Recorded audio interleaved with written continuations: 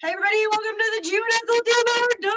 Yay! No? Okay. Yes. We have quite a busy agenda today, and so we're going to get started really quick for everybody who's just signing in. We have 3 visitors today with our SLT, so you see some more faces and names on your screen. We'll be getting a presentation from Ms. Dunkel, from Dr. Nedwick Moore, and from Ms. Sugarman. And we also have our programming chair, President Jonathan Chang. So Ms. Murdoch, if you want to take it away, we can get started with the agenda. Yes, thank you. So welcome everyone.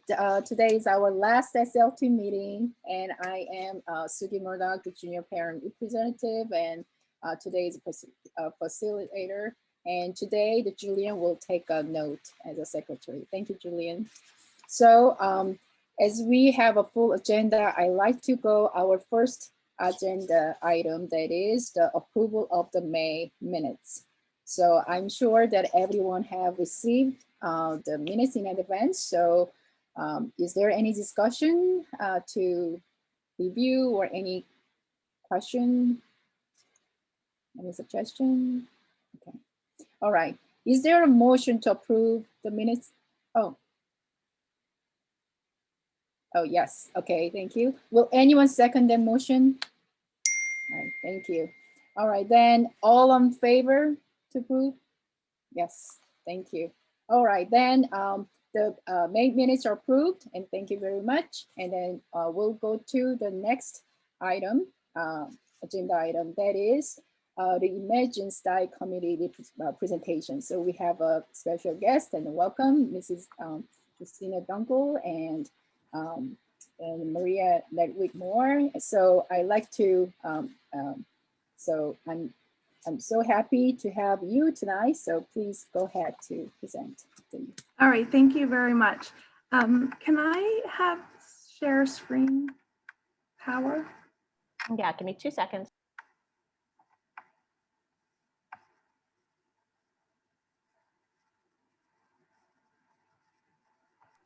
You should be set.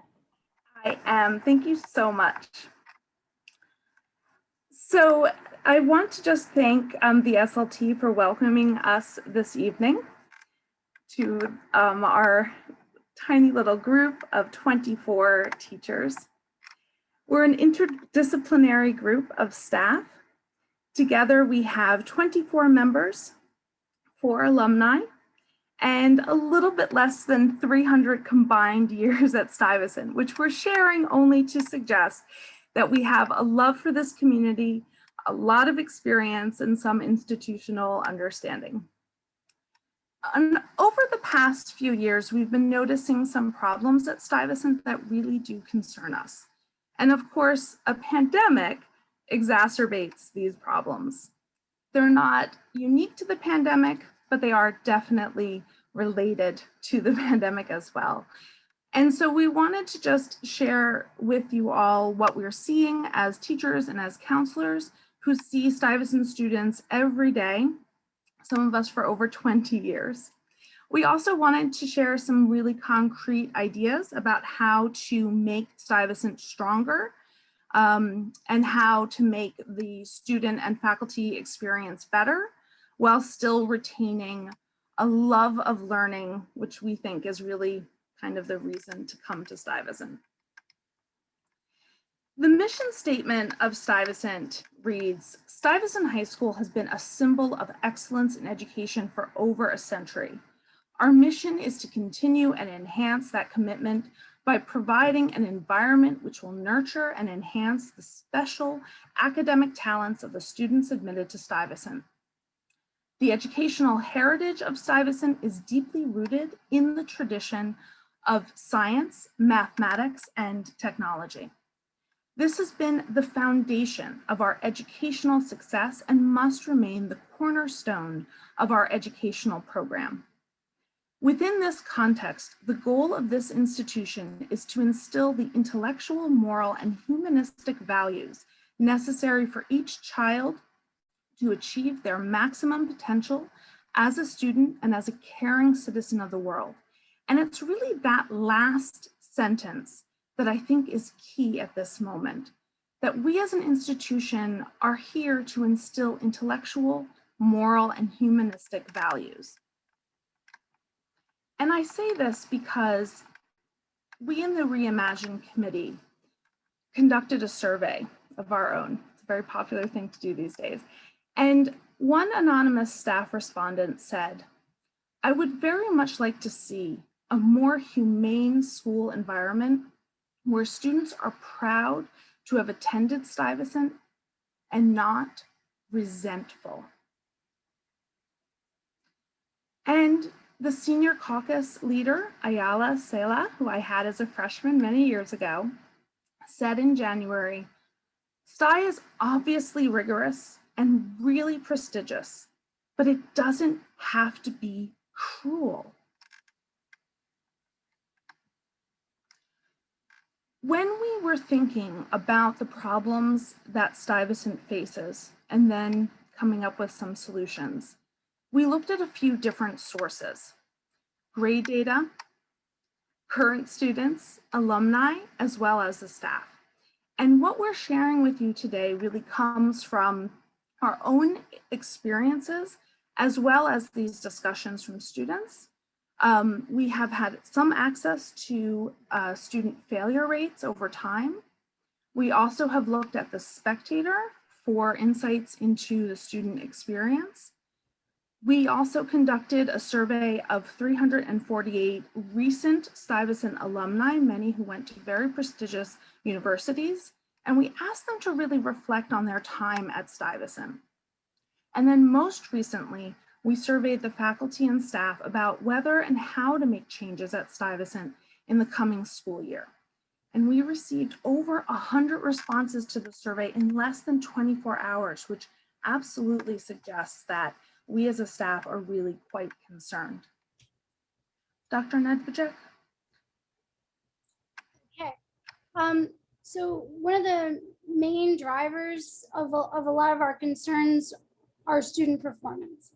So what Ms. Dunkel has up on the screen for you now is a trajectory of student failure rates over the last almost 10 years. So from 2013 up until now. And if you look at the graphic representation, you can see a steady increase in student failure rates over time.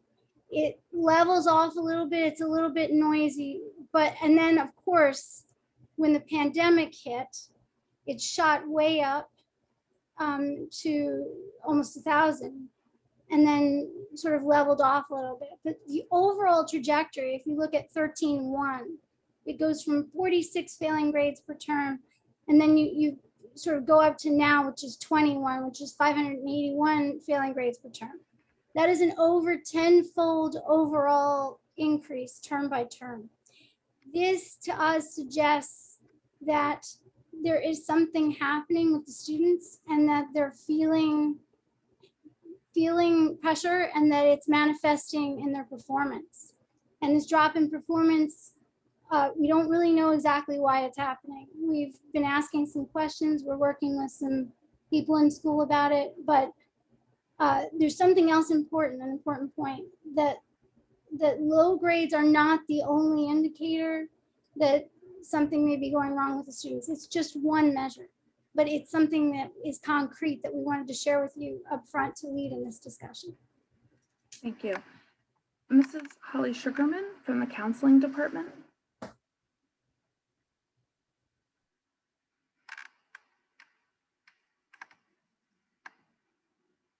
Are you muted? Sorry. So we know from the Spectator and the survey that was done by the students that the current mental health of students is on the decline. As you can see from this graphic, with 5, the light blue being students feeling really confident in their mental health, that is the smallest group, and majority of students are really struggling. And over the past 10 years, we've seen student mental health issues increase. Mental health is not a continuum. It has peaks and valleys. And we need to figure out a way how to support the students so that they're able to handle those valleys when they do hit. And the pandemic has created a shared trauma that we're all working through in different ways, both staff and student. And what this shows us is that the students are struggling with this. We also want to impress that grades don't accurately show the stress and anxiety of a student. That all students, both those at the top of their class and those who struggle more academically, really are often experiencing stress, anxiety, and depression.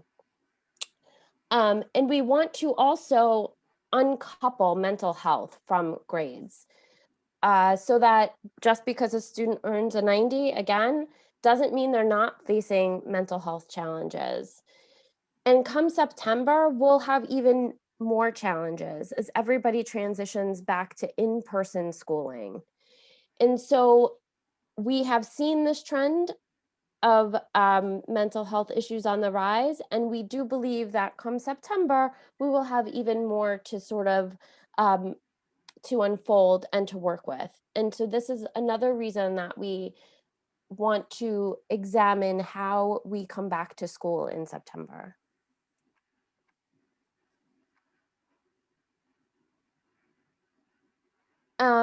So we've also done a little research with alumni, and as Ms. Dunkel said, we reached out to alumni who have graduated over the past 5 years, and an overwhelming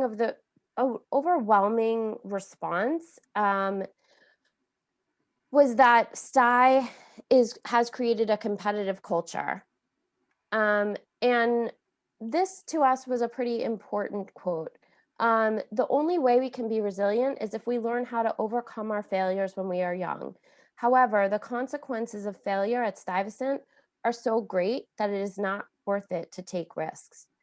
And this is something we wanted to really think about. How can we work within the culture of Stuyvesant to change the culture so that students can be more resilient and feel like they can take more risks?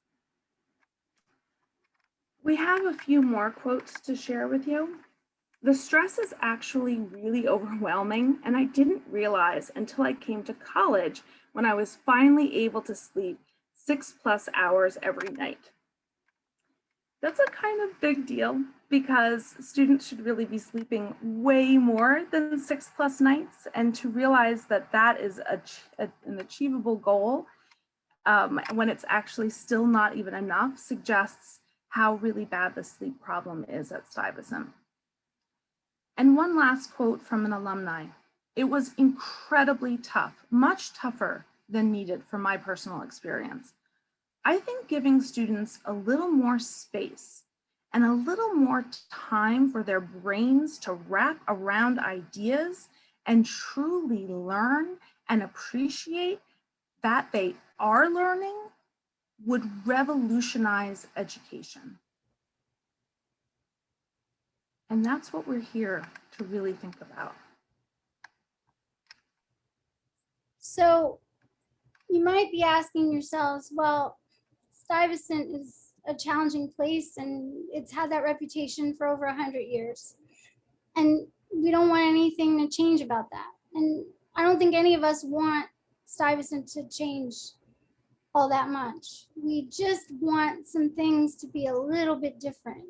And the way I think that you get people to embrace change is to say, well, here's a problem and let's talk about solving it. So here, I just want to sort of articulate the aspects of the problem. The grades have been dropping since 2013. We showed you that a little bit earlier. We don't exactly know why, and we're sort of talking to people at school to try and learn more about that. But a really sort of potent idea is that we don't want the students to have to choose between sleep, friends, and grades. Those are hard choices, right? You don't want to miss time with your family to get a homework done. Student stress levels were on the rise pre-pandemic. This is not a COVID thing. This is something that COVID has accelerated. The alumni cite a culture of focus on GPA that harms self-esteem through adulthood. this is not just something they sort of weather and get over when they leave us. This is something they remember through sort of persistently through their lives. And the most important thing, and a lot of what we're going to be talking about today, is that the faculty are feeling the grade obsession, and that this is interfering with their ability to sort of,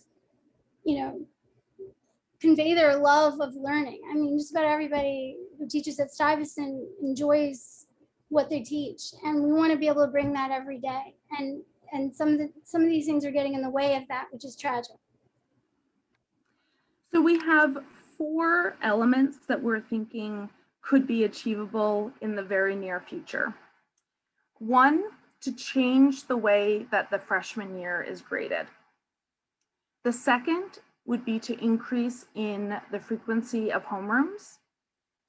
The third would be to build in office time during the school day. And then 4, to maintain our longer periods that meet a little bit less frequently, like we have this year.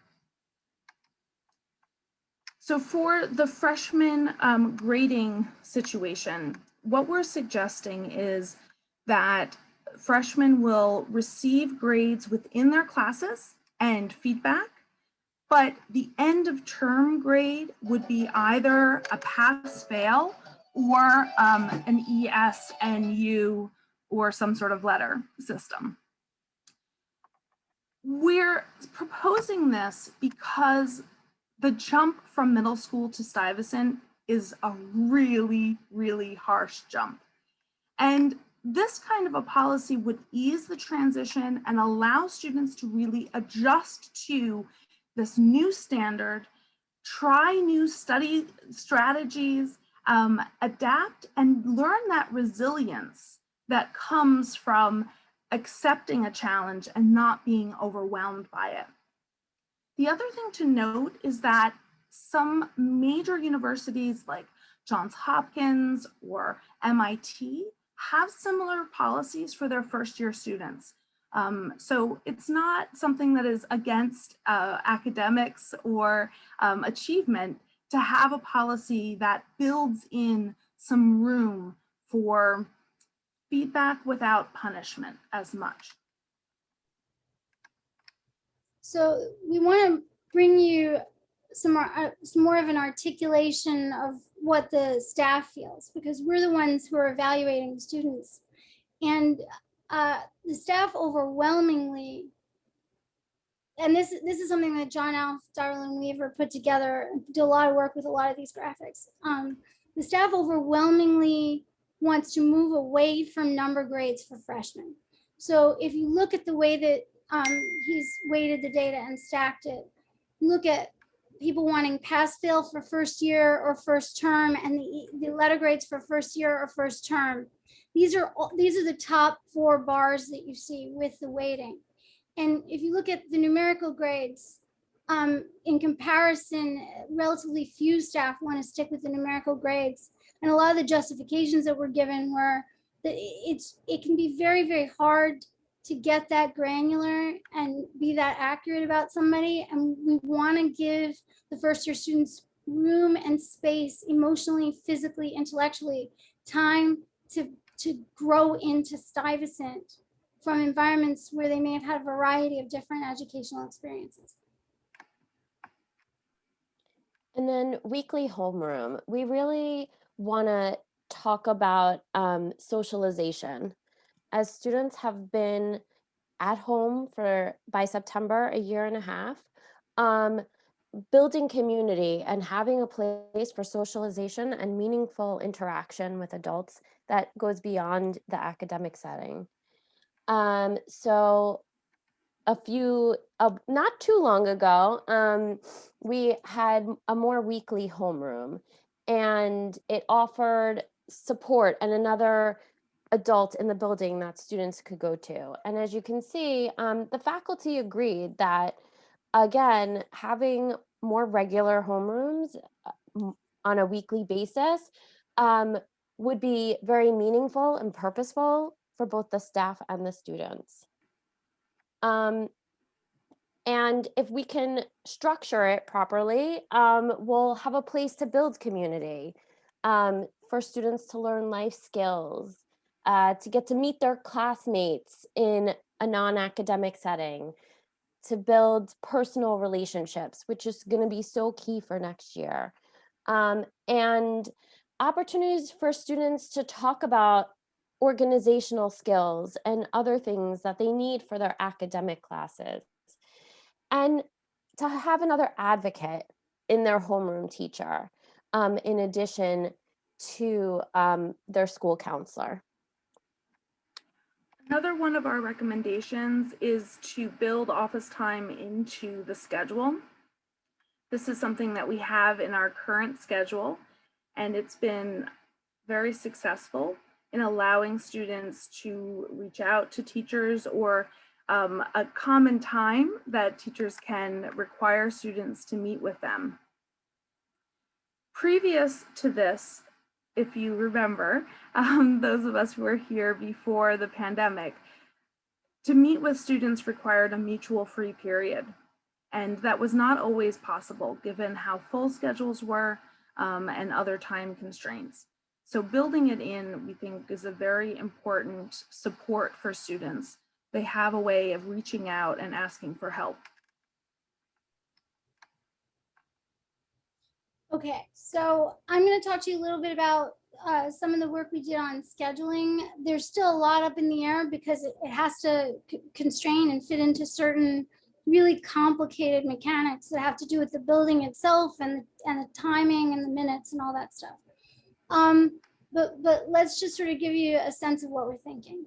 So the first thing is, when students come back in September, most of them won't have experienced the 1 to 10 schedule that we used to have pre-pandemic. So a lot of them really are going to be quite used to this, the alternating model that we've been doing this last year. It can be very stressful to have multiple subjects a day, particularly 8, 9, 10 subjects a day in some cases. So it can be a lot to sort of, code switch from discipline to discipline like that. Longer class periods allow deeper engagement. Even double periods allow in-depth investigations with labs. They allow hands-on explorations in technology and all of our sort of wonderful possibilities for engagement in our art classes and music and all of that.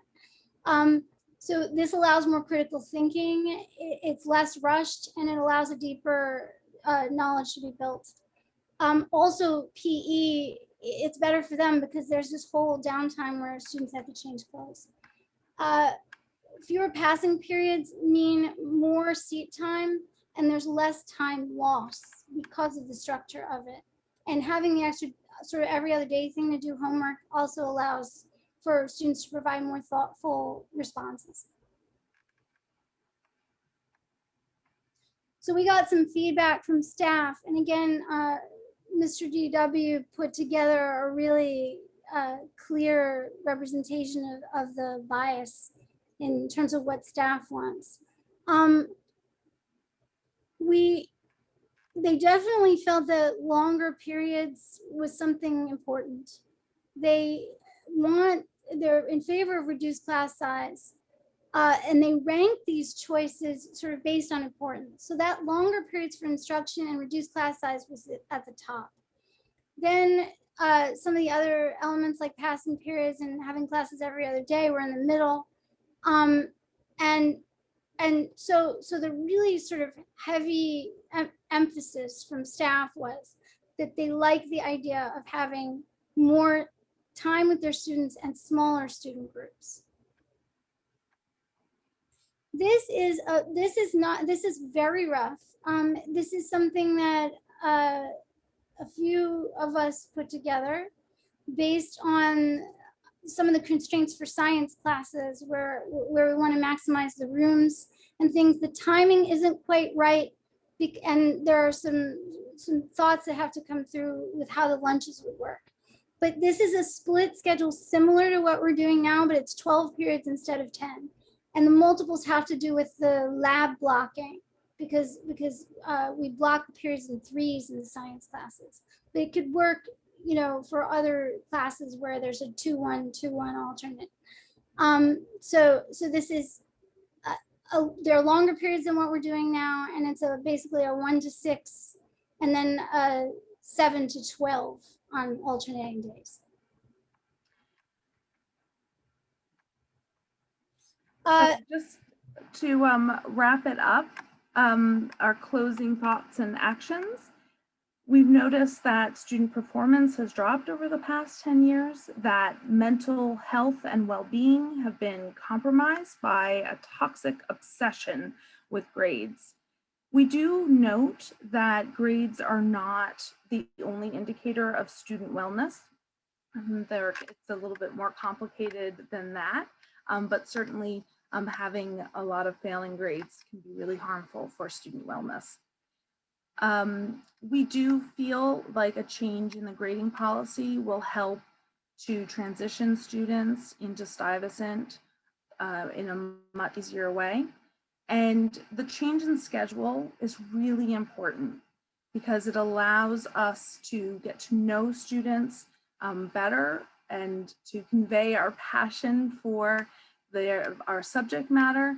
It means that students won't have as much on their plate on any given day, and allows us to incorporate office hours that can really benefit the various different constituents, the staff as well as the students.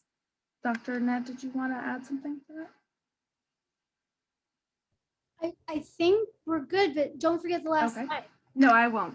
So just to end it off, in any given moment, we have two options: to step forward into growth or to step back into safety. Thank you very much.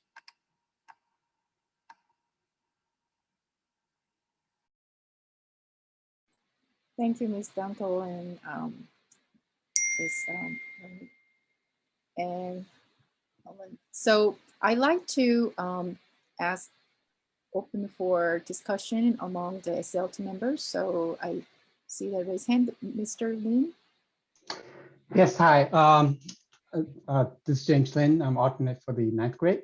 I just want to say a couple things. One, I'm for getting rid of a numerical grades, even if it's for all grades. I think as Dr. Nedwick-Moore said, it's very hard actually for teachers to be that granular to get the grades, down to 1%.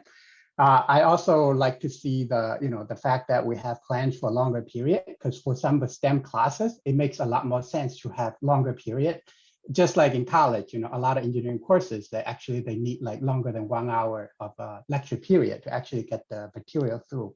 And also, I'm a data guy, so I'll say a couple things. One is that the failing grade graph, from what I can see, is that there is actually a decreasing trend right before the pandemic. So it's there. So I think that we don't have to worry too much. It seems like, the school definitely had made some adjustment between, I think, like about 3 semesters ago. So we could probably take a look and see what's changed to actually cause that trend changes there. It's not all uptrend here.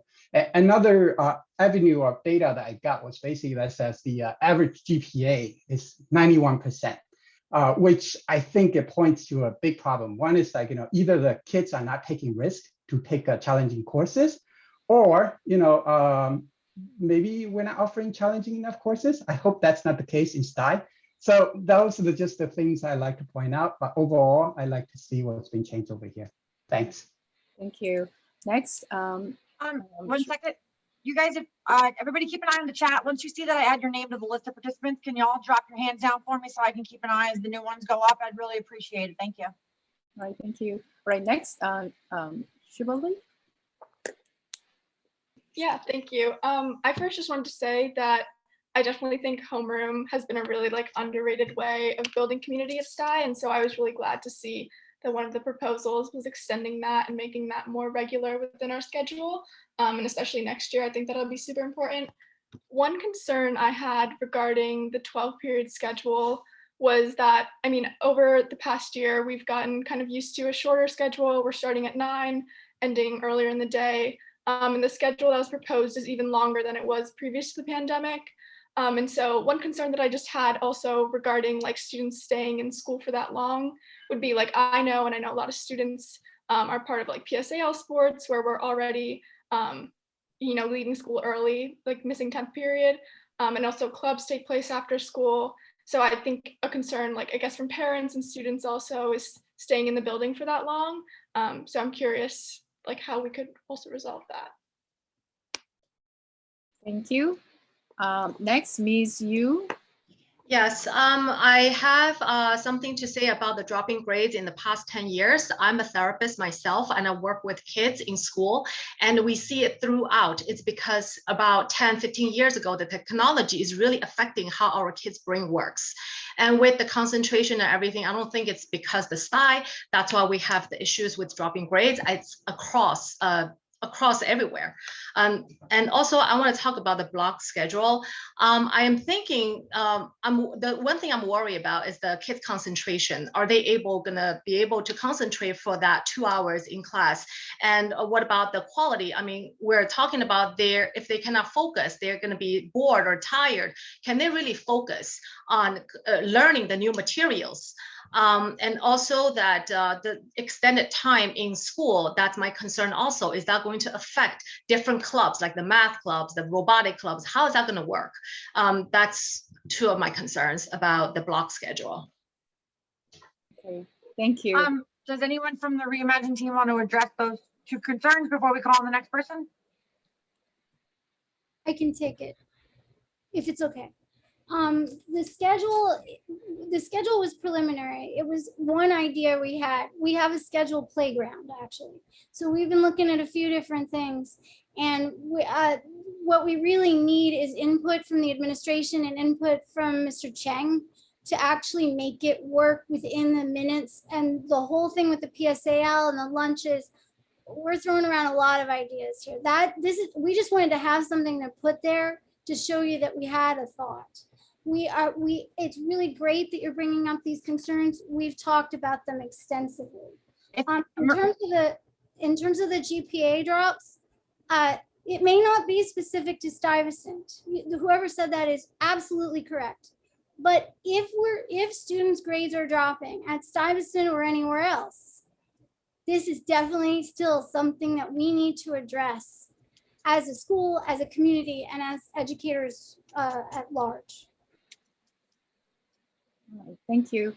Next. I'm sorry to interrupt. If we could have Jonathan, Mr. Chang raise his hand actually, and since we just brought up the question of programming and what fits and what's not, is it okay with everybody if Mr. Chang just addresses those questions really fast? Jonathan, it's all yours. Thank you. Hi. First of all, I want to say I don't think I can make it work. You're asking a lot. A lot of times, a lot of teachers and counselors and just they would approach me and they ask me a lot of these questions. Can these type of, they'll have like a plan, but a lot of times there's a lot of issues with each plan. One of the biggest thing I don't like about this plan is that we are going from a 10-period day to a 12-period day. And if you guys remember, we used to be a 9-period school day. That was actually before my time. And we got pushed to a 10-period day because students want to take more classes. So right now you're kind of introducing a schedule that will allow students to take even more classes. So I feel like, doesn't that just increase the stress level? And maybe my math is wrong, but the timing that you have, you're shorting students overall minutes. They're losing instructional time that they would normally get. I'm doing the math here, and typically students would get about 410 minutes for every 2 weeks. I'm doing 2 weeks because you're doing like an alternating schedule. And I'm looking at the, your proposal, and you're under 400 minutes. You're at like 380. I might be off by some minutes, but like we're shorting students like about, half an hour in terms of instructional time. I'm not sure if that's what teachers want. I thought the plan was to have more overall instructional time and not just kind of exchanging, longer periods, but overall you're getting, less instructional time. Was there another question that I'm not sure which other question you want me to? Jonathan, can you just address the issue with lunches? Lunches? Well, from one of the plans I saw, lunch was divided into like 2 periods. I'm not sure if that's a question for me to address or if that's like a safety issue that maybe Mr. Moran, if he was here, to address, because I don't know how you would, move around 1,600 students in one period. You do have an hour, but like where do we place them? How do we feed them? I'm not sure the cafeteria staff can actually handle 1,600. Our heaviest lunch period right now is 800. And we bank on the fact that there's a sizable number of students who like to go outside for lunch. And some students would bring lunch from home, but you're doubling that number, and I'm not sure if the school has the logistical ability to handle that. Thank you, Mr. Chang. Just hang out in case we need you again. I'm here. Okay. All right, so we'll continue our comments and discussions. So I'd like to apologize in advance if I mispronounce anyone's name, but so next, Ms. Zhu. Yes, yeah, I agree that the block schedule is not so practical. According to the American Journal of Medicine, typical learner attention span wanes after about 15 to 20 minutes.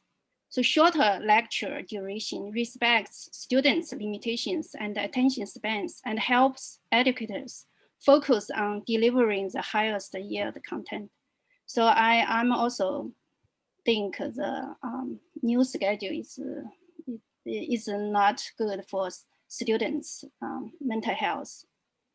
But I like the office hour. I think that's a good suggestion because some students said, oh, they want to talk to the teachers, but they don't have the chance.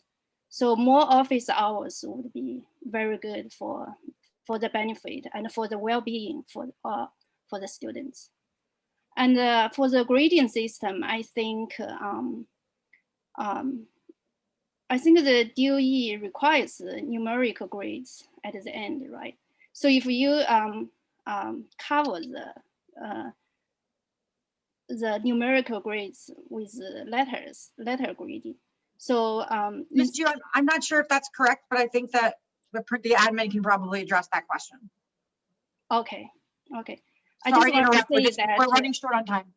Yeah, I just want to say that instead of suddenly discovering that the grades are suddenly bad in the 10th grade, and it is too late, it's better to face the reality in the 9th grade and find a way to help the student. Thank you. All right, thank you. So please limit your comments less than 2 minutes. That would be appreciated. Next, Alex. Sure, thank you. First of all, thank you. I really appreciate the bringing some good points, and it's good to see that we're looking into some changes. That's wonderful. I would like to get better understanding if it's possible. So I know this was proposed by a rather small group of staff, and thank you for looking into this, but I would like to get a better understanding of how broader teaching and staff thinks about it and how they feel about this changing proposal. So I know there was some survey, but this is something that particularly interested in opinions from APs and other folks. So that's one point for the future. It's I don't anticipate to get the answer now. One point that I feel that it's important for us to keep is that when we are making proposed changes right now, we're all coming out of a pandemic. Hopefully we are. And with that, comparing to the pandemic outlier statistics is really not something that so I'm just calling for us to be very careful in making any drastic decisions or any drastic changes. I almost want to suggest it's really worth for us to come back to what we considered normal and then slowly start making changes, because some of the decision-making process is impacted by us sitting at home and being in the state where we were, or not at home, but being in the state where.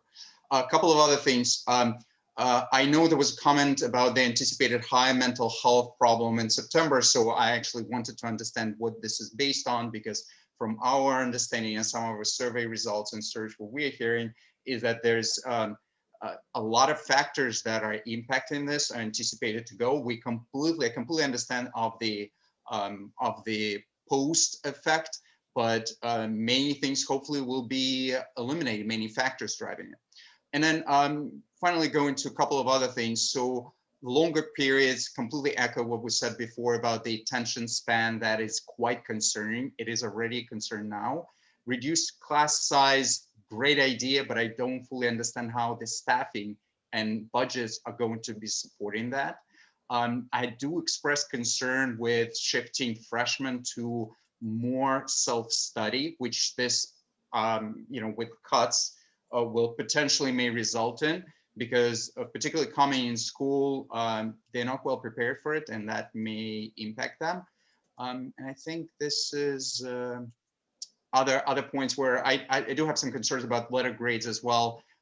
Particularly, I want to make sure that we don't blindside students. I'm all for transparency. So if the main goal is to sort of hide what people are getting, then this is not a solution. I think we need to, unfortunately we are in a society that where the next step values and is interested to know what the GPA is. And so by us hiding it, we're not actually solving the problem. Killing sort of the messenger is not a solution. But so just a few points. Thank you. Some eye rolling. Interesting. We only have 6 minutes left in this agenda item, so if we could try to keep our comments, I love you, Alex, a little bit shorter. Yes, yes. Can I move to extend the time on this? We have all summer to not deal with this. And this is probably the most important thing in the children's lives and our lives right now. Mr. Wysocki, as I said earlier, I was like, once this is over, if we have time, after we hit the other 2 agenda points, then we can come back to this. But the parents have presented. We usually extend during the discussion. During a topic, we vote to extend. We push the other 2 items to the back because you asked to go first, and we still need to get to those 2. Which we will. I want to move respect Mr. Wysocki, can we please, the chairperson laid out how we're going to do this. We'll come back to it when we have time. We've done it a certain way for at least the years I've been on SLT. Well, we're doing it this way this year. Sure. All right. Thank you. So until we have time for this, I'll continue to comment. So next is Julian. Just briefly comment, I'm a little concerned about, I've been on SLT for the past 2 years and attended meetings from the year before, the direction that we've gone and decreasing time in meetings and limiting time for people to talk. And I know at the beginning of this year, we established very strict end times and not going over, which limited our discussion on multiple occasions. And it was always told to us, we need to motion to extend agenda items, which I think Mr. Wysocki just did, and which I would agree with. I think we need more time for this discussion. And I hope that can happen. But to get to my normal comments, so I don't take up too much time on this agenda, I just really wanted to thank the Reimagine STI committee for the work that they did. I think it's really exemplary, and I think it's really great that they did all the data analysis that they did, and I think the students really appreciate the recommendations that they made.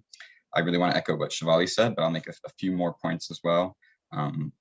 I think that the general theme that I'm getting, and I think which stands in opposition to a bunch of what Mr. Shaffron said, is that we're at this moment in time where we have an opportunity to really change and reimagine what's happening at Stuyvesant. And I think we need to take advantage of that, not let that opportunity pass.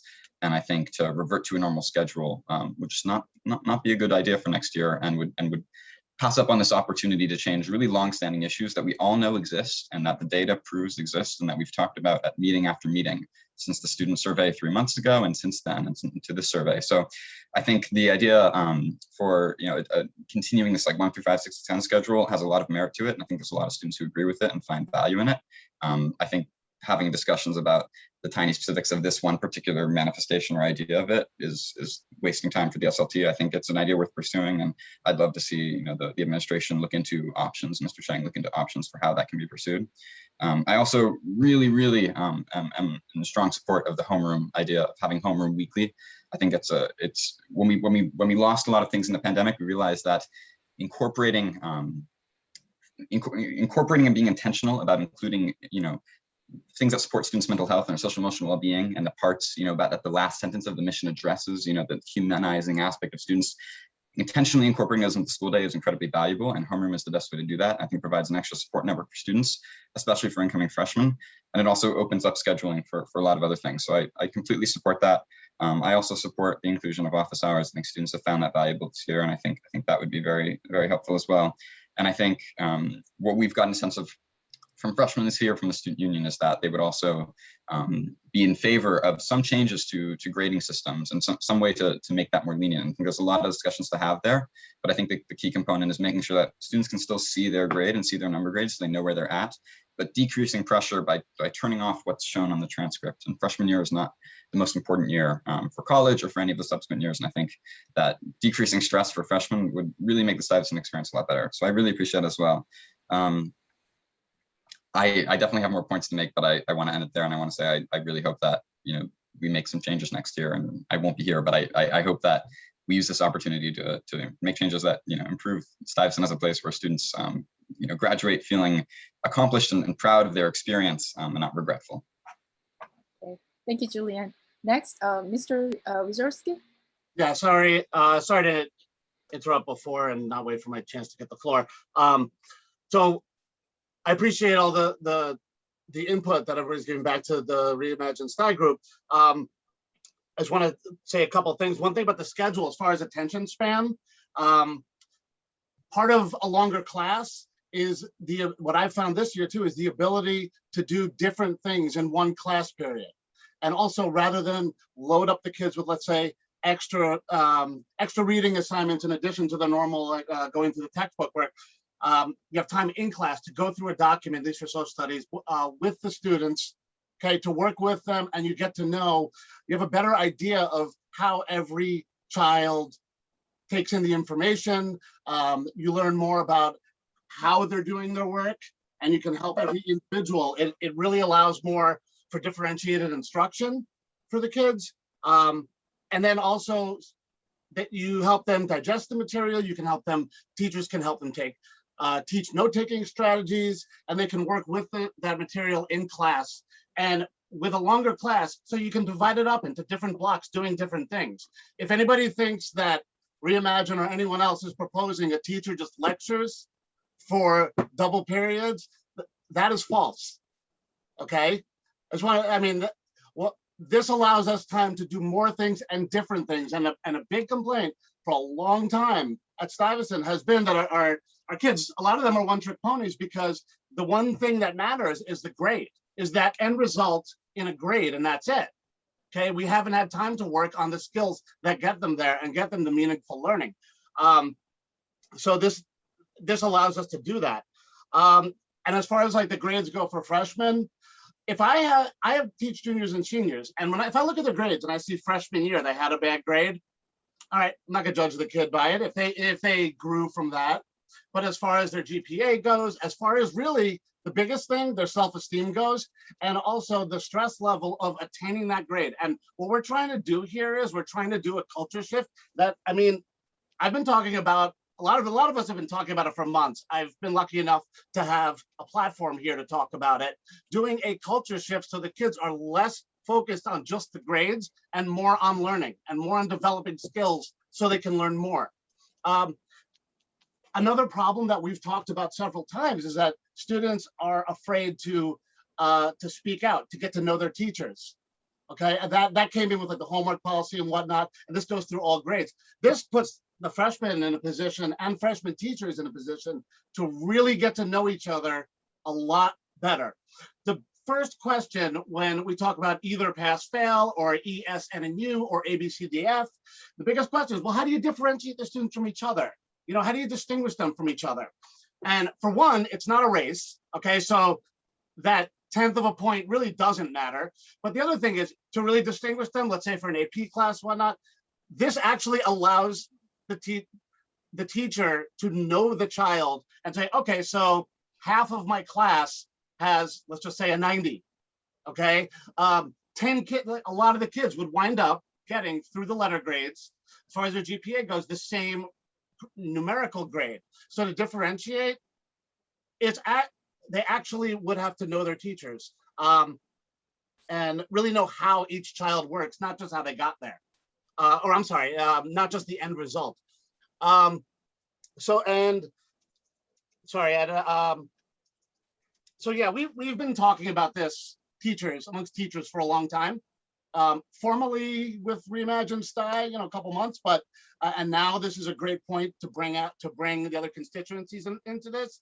And a lot of these, like Jonathan brought some scheduling problems. I mean, I've said this before, it's cliche, but these are either problems or they're really opportunities for solutions. Like they need a lunch. We need to figure out how they get lunch.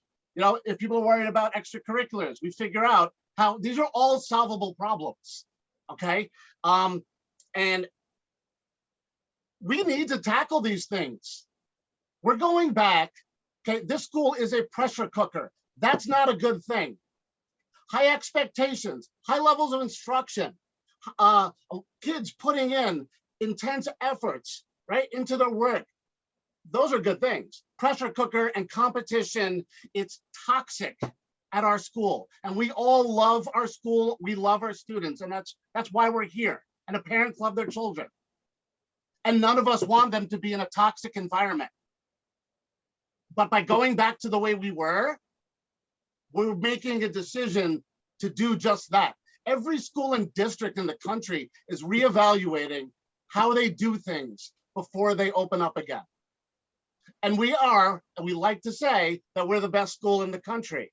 And why, I don't know why there's a campaign to go back business as usual, when for decades and decades before I came to school, there's been a problem with mental health at Stuyvesant, a problem with competition, unhealthy competition, not good competition like sports, okay? Or just, when you see everybody in the hallway studying and you're not studying, and you say, maybe I should study a little bit. So that's good, but we have an unhealthy competitive environment that's led to suicide attempts or suicide ideation, kids being hospitalized at Bellevue. That's led to kids not doing well in school because they give up, because they think if they don't get over a 90, that they fail, that they're not going to go to college. Okay. And yeah, it's led to a cheating problem. And you know what? I have the floor and I'm going to make a motion, and anybody can second it that's on the SLT. And I'm going to make a motion the same way that we've done. And I believe our bylaws state how to do this. I want to make a motion to extend discussion on this topic for another 15 minutes. We don't have time in the agenda. No, that's how this body operates. The chair, the principal, the PA head, the chapter leader can't change that. That's how we always operate. I mean, I'll stay here till midnight if it's for the best thing for our school. I don't know what the rush is to get out of here. So I'm making a motion, and I hope somebody seconds it to extend for 15 minutes. Julian has already seconded it. Okay, so should we extend 15 more minutes, Ms. Major? So do we? Okay. All right. Can I speak really quickly, just as the principal of school? So I have no problems extending the time, but can we ask to be courteous and professional? I understand this is an emotional, there's a lot of different emotions going on, but we're trying to be as productive as we can. So I just would request that this continue to be a conversation where we can hear one another and listen. All right. Thank you, Principal Yu. Okay, next, Ms. Nedwick. No, yeah, Dr. Ned, please. Hi, can you hear me?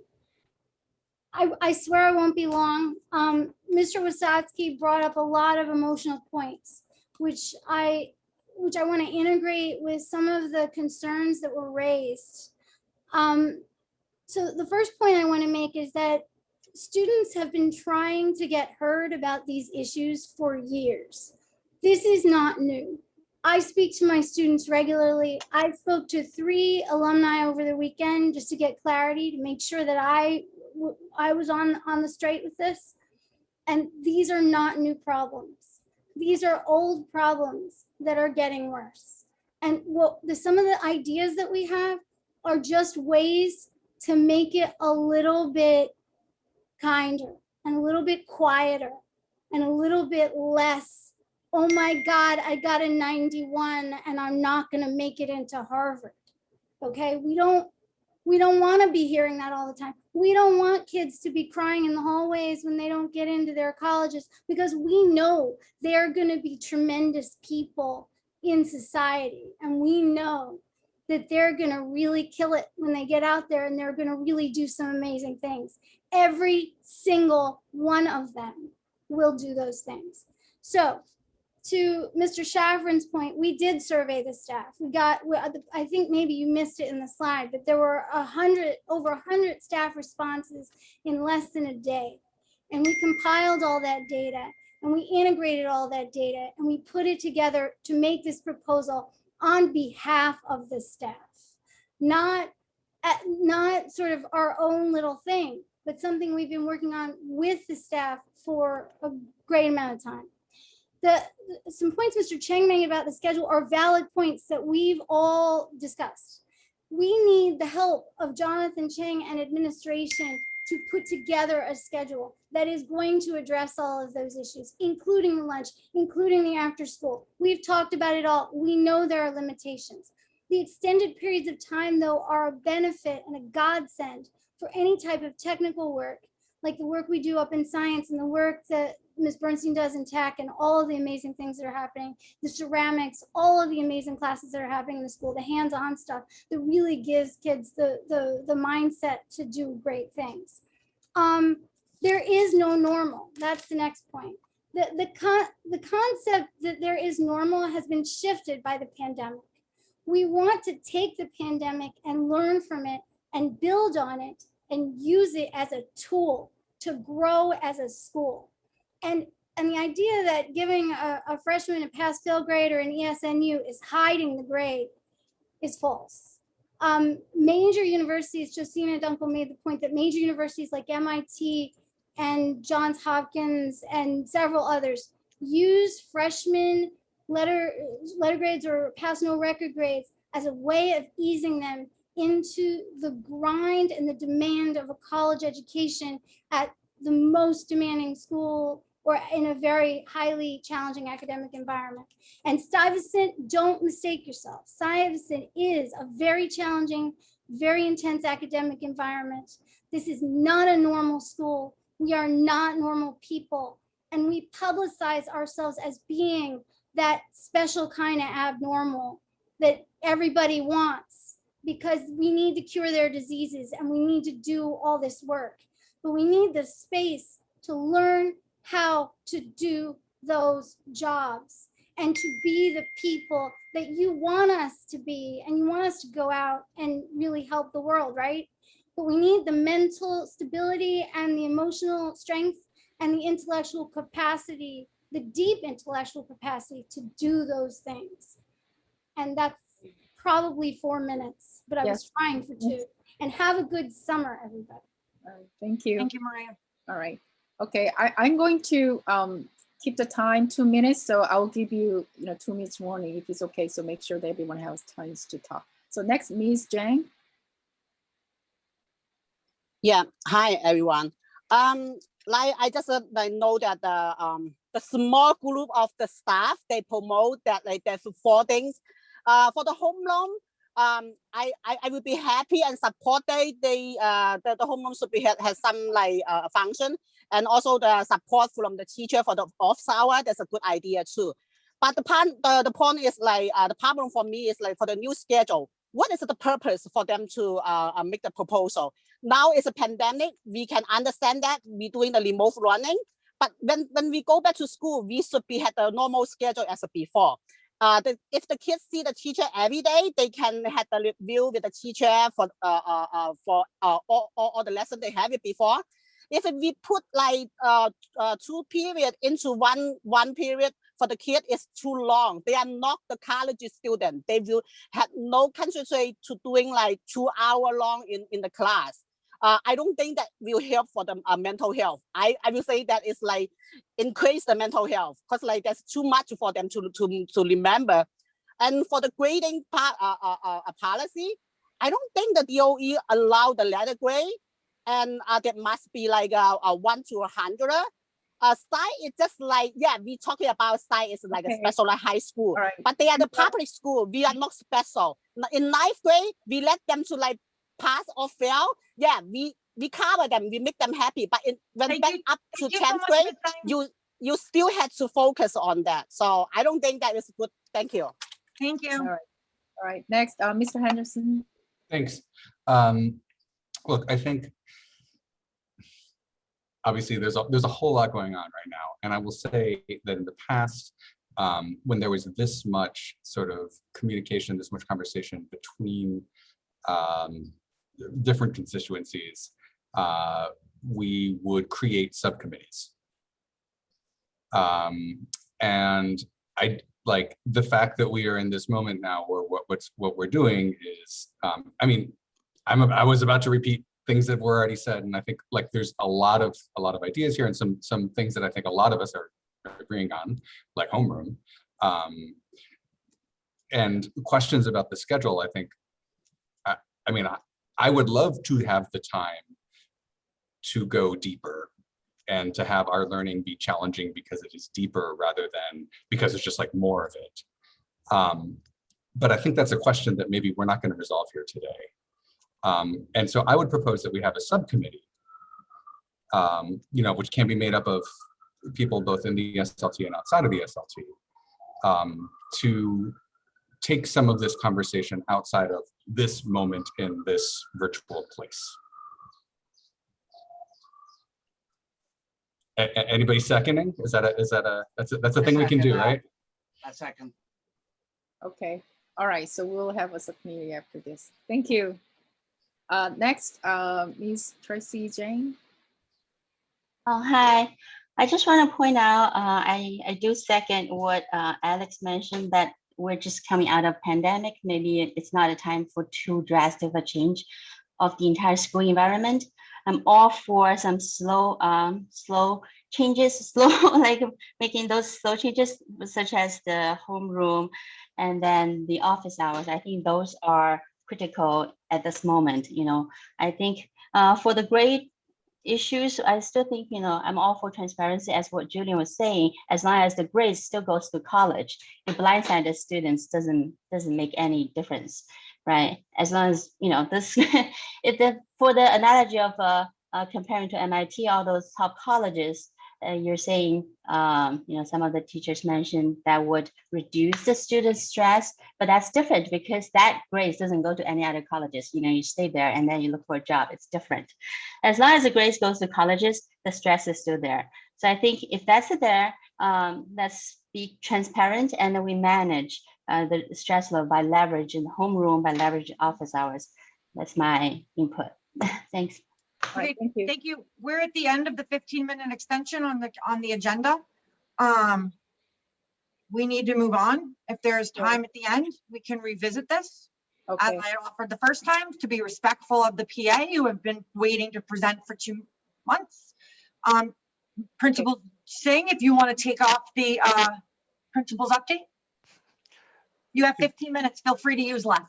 Okay, I'll keep it very, very short because I know that the PA has been waiting as well. Just really quickly, you know, we sent out a Google form and students opted in to take some of the regents. We want just to make sure that they were aware of the waiver or potential waiver. We wanted to make sure that they, again, were aware that they actually opted in. So we sent an email out to those students who did opt in, just to be aware that if they were in, if they're potentially going to earn the waiver, then just to be aware of whether or not they really wanted to take the waiver. So we're working with students on that, and we will continue to make sure that we are providing any recommendations and or making sure that we're answering any questions that students will have. But the regents are taking place on June 17th with English, June 22nd for living environment, and June 23rd for Algebra 1. We did not get many students to sign up. So this, again, I think just making sure everyone's aware of the waivers and whether or not that this is going to be something that they want to take this particular year. Additionally, we're planning for the summer. We continue to work with staff as well as with the Department of Education to prepare for what the summer will look like. Our schedule right now is tended to be from July 6th through August 13th. We're going to be running a Monday through Thursday schedule. Times are going to be around 9 to 2. We're going to send a letter out to everyone on this as well. We'll give more details. But this is our summer rising program. We're still working out all of the the details, both with staffing as well as with additional supports that we're going to continue to have for this. We're also running an accelerated health. Today was the deadline to enter the lottery. So again, we're going to have multiple things that are going to be happening throughout the summer. We will be working with a group called My Robin, who's going to help us with some of the mental health, and then we'll continue to work with a few other organizations as we go through the summer and then go into the next year. We're finalizing all our AP exams this year. We've had some, just again, it's been clearly a challenging year, but I think want to just say huge thank you to Dr. Haber and the entire staff for making all the adjustments that they had to have, and then clearly to all our students and staff, our students and families who are making the adjustment to do everything digitally. Again, I think we've made some really incredible adjustments in a time like we have this year, but we haven't, been impacted in the way that that again, kids were not able to have this opportunity. So really thankful for all the work that everyone has done in this. And then finally going into, next year, I didn't chime in on a lot of the conversations because, as I mentioned in the previous SLT, that wanted to listen and again, before deciding or shooting down anything, just to listen and learn. So I appreciate everything that the Reimagine Stuyvesant committee put forth. I appreciate all of the, again, different feedback that everyone else provided as well. And we'll continue to listen and learn about what are the possibilities and what are the things that we believe are in the interests of the school community. I'm going to close with this really quickly. Just want to also say thank you to our graduating senior reps, Ms. Nancy Ho and Ms. Joanne Giordano. I want to say thank you for all that you have done. I don't want to lose sight of, I know we've had a lot going on today, but again, for the work that you've done over the course of 4 years, and again, all the things that you've done this year, we want to say thank you on behalf of the school and behalf of the SLT. Thank you very much for all the work that you've done. So, all right, I will now be done. Thank you, Principal Yu. All right, is there any questions, comments on Principal Yu's update? Okay, then I'd like to go to next item. Next agenda item is the parent guardian survey result on mental health. So please go ahead, who's the presenter? So Alex, Mr. Schafran, and I will be presenting this, and just give me a minute to get my screen going for you.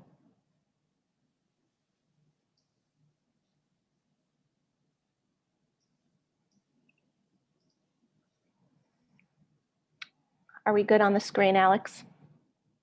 Can everybody see the screen? Yeah. Okay.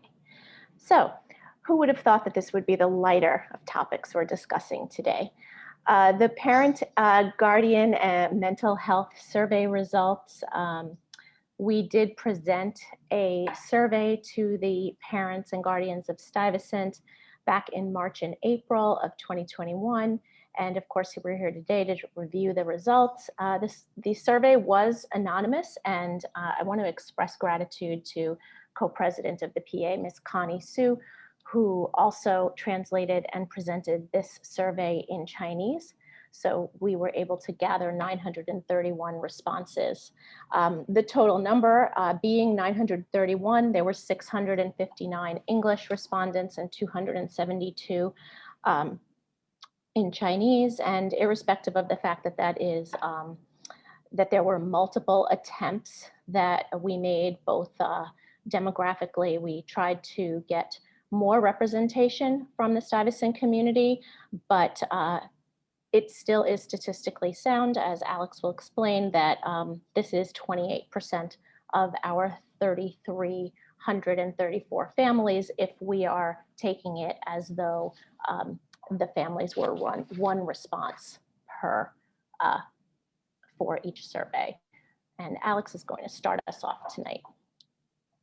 Thank you, Dina, and thank you for the opportunity for us to present it. And as Dina mentioned, we've looked at the results, and while the results were below what we anticipated in terms of numbers, and despite of multiple calls for it, they are still statistically significant for the results. So that was just wanted to make that observation. So shifting to this slide, one of the key questions was, how do you parents assess their students' mental health in during this year versus pre-pandemic? And what's interesting to observe is that the 37%, so while, and just the way how you should interpret this slide, so overall stats, we have 7% that feel that it's better than pandemic, and 14% that worse than pandemic, and all the grades in between.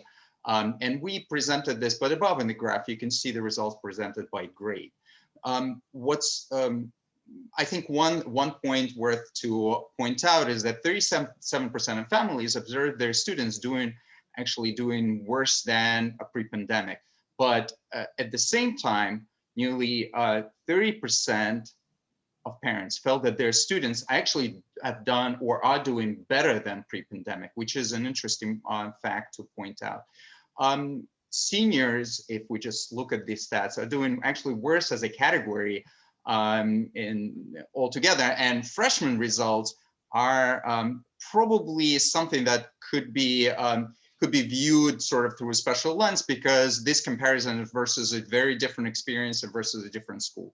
So, but overall, I think the point is there is quite a broad distribution across the 4 different buckets. Are you ready for the next slide, Alex? Yes, please. Yep.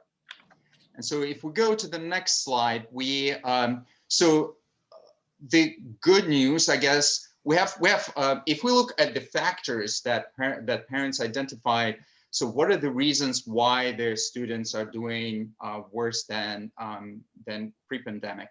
The key factors are social isolation, excessive screen time, and lack of in-person extracurricular activities. The good news is that we anticipate, if all goes well, that all of these 3 factors will hopefully be eliminated as we are coming back to school next year. That's the hope, and that's definitely the good news. If we look at the top 3 factors that parents marked as primary reason for the difference, is their social isolation, access screen time, so the same ones as we saw before. Again, we hope those will go away, and then excessive workload. So that is something that has been a point, and something that we're going to dive into a little bit more as we look at the results later. Dina, please.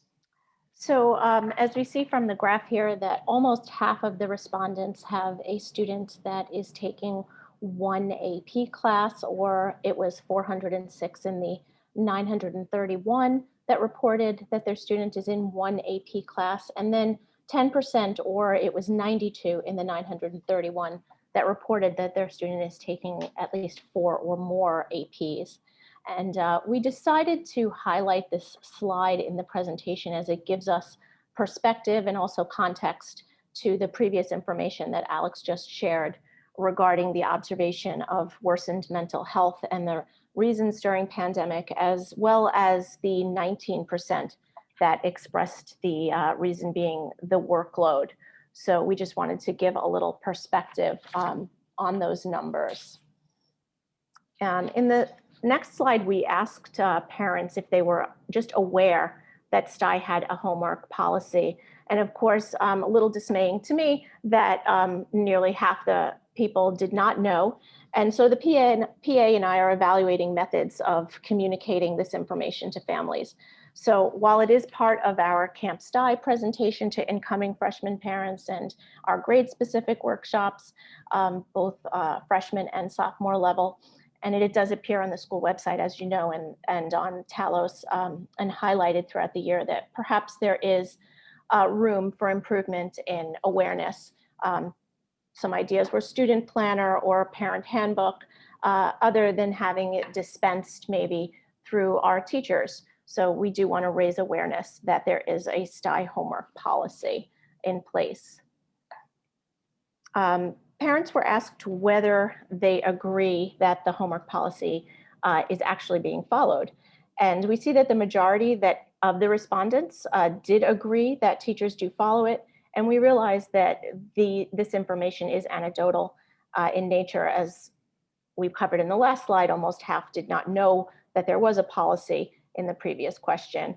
Among those that choose choice 1 and 2, which is in the area of disagreeing or strongly disagreeing about teachers following the homework policy, 38% of them said in the previous question they were not aware. So we are taking this in stride as anecdotal just in this, and we are happy that most students, teachers are following the homework policy. And Alex, I think that you're going to cover this. 1 second. Sure. So we just want to make sure that I'm saying we're talking about, yes. So we said that 20 respondents said the home policy is not followed. Of that, 20% of 78 did not report it. So the question is that why didn't they report? And I think that's what we're actually worried why that there's still reluctance on this side of parents to come forward, or on the side of students to come forward. And as Dina mentioned, we are looking to make sure that parents are aware of the spiral communication in different ways. So if students are not able to come forward or report something, then there are other opportunities, and I think it's important to make sure that families are aware of this, but as well as students. So hopefully something that we can also partner with Student Union on in making it more transparent. Moving to the next slide, we asked the question, how often your student struggles to finish homework? And what we didn't reflect here in this title is that this was actually struggles to finish homework resulting in long hours. So this question was really focused on time it takes to finish the homework. We realized that it still could have a component of the level of difficulty, so full acknowledgement, so some parents could have factored that in, but it is interesting to see the results. I would like to again point out that freshmen have the highest percent of never, close, over 30%, which is kudos to our freshman families or to their or students or the perception of their parents. But across grades, 28% of students do struggle complete homework on time due to the time, while 51 almost never or never have this challenge. So something, I think these are some stats to ponder, but they provide not quite a normal distribution in this space, but interesting to see and good to see that we are much closer to the right-hand side of this scale. Moving to the next page, time spent on homework daily. So this is a very interesting piece of information. So what we are seeing is that 81% of students fall into the category between 1 to 3 hours and 3 to 5 hours. Although, yes, ideally, I guess we would love students to be much closer to the 1 to 3 hours. 16% spend over 5 hours daily. And while we are saying that there's a point that quite possibly that those who spend this many hours have significantly more APs, we actually looked into that. And what we realized is that within this category, actually the distribution was very different. 75% of those in the category of over 5 hours had 2 APs or less, which is significant, kind of on the left spectrum of the distribution. So there were other reasons why students are spending more time. However, if we're looking at the students that take 2 or less APs, 50% of them reported 1 to 3 hours, and 85% of them actually reported less than 5 hours of work. So again, something that we eventually would like administration to also look into these facts and help us maybe understand what the takeaways should be. Dina, if you don't mind moving to the next slide. So the majority of respondents in these possible solutions of reduction in time spent on homework, majority of the respondents did not feel, as you can see, 58%, that adjustments were necessary. However, it is notable that 30% did feel that there was a need for possible adjustment to policy. Some of the answers do reflect that there could be a lack of understanding of policy because there is a limit to the number of APs that a student can be enrolled in as dictated by overall GPA and subject GPA if they're adhered to. So we would address that with more communication with families to inform them. 10% are limiting the course reduction. And so it was really 124 out of 278 or 45% that said that the limit should be lowered. But like I said, we're going back to anecdotal evidence because we're not completely aware that everyone responding was aware of all of the regulations and all of the homework policy. Continuing with a theme of commentary, so we also looked at some other verbatim samples from parents' feedback, and specifically on the topic of academic homework and control. And so some of the points that we wanted to highlight is there was a suggestion to try to find balance between rigor and reasonable load under the circumstances so the experience is sustainable and fair. Also ensure that all teachers follow homework policy, not assigning work after cutoff time. Work should not be due on days the class does not meet. Teachers should be available during office hours, check emails on a regular basis, daily basis, and all teachers should upload grades to Jupyter. And this actually grading system and transparency in understanding where you stand as a student and for families, that has been actually an ongoing theme. Quite strong theme, not just in this survey, but outside. Teachers should also send an anonymous survey asking students how long homework takes and if feel the workload is manageable. So one suggestion from the family group. There was a suggestion to eliminate busy work and strictly enforce reasonable homework rules, uphold the school's reputation by making sure that staff and teachers are, well, I guess the language was worthy of the name of the institution they teach in.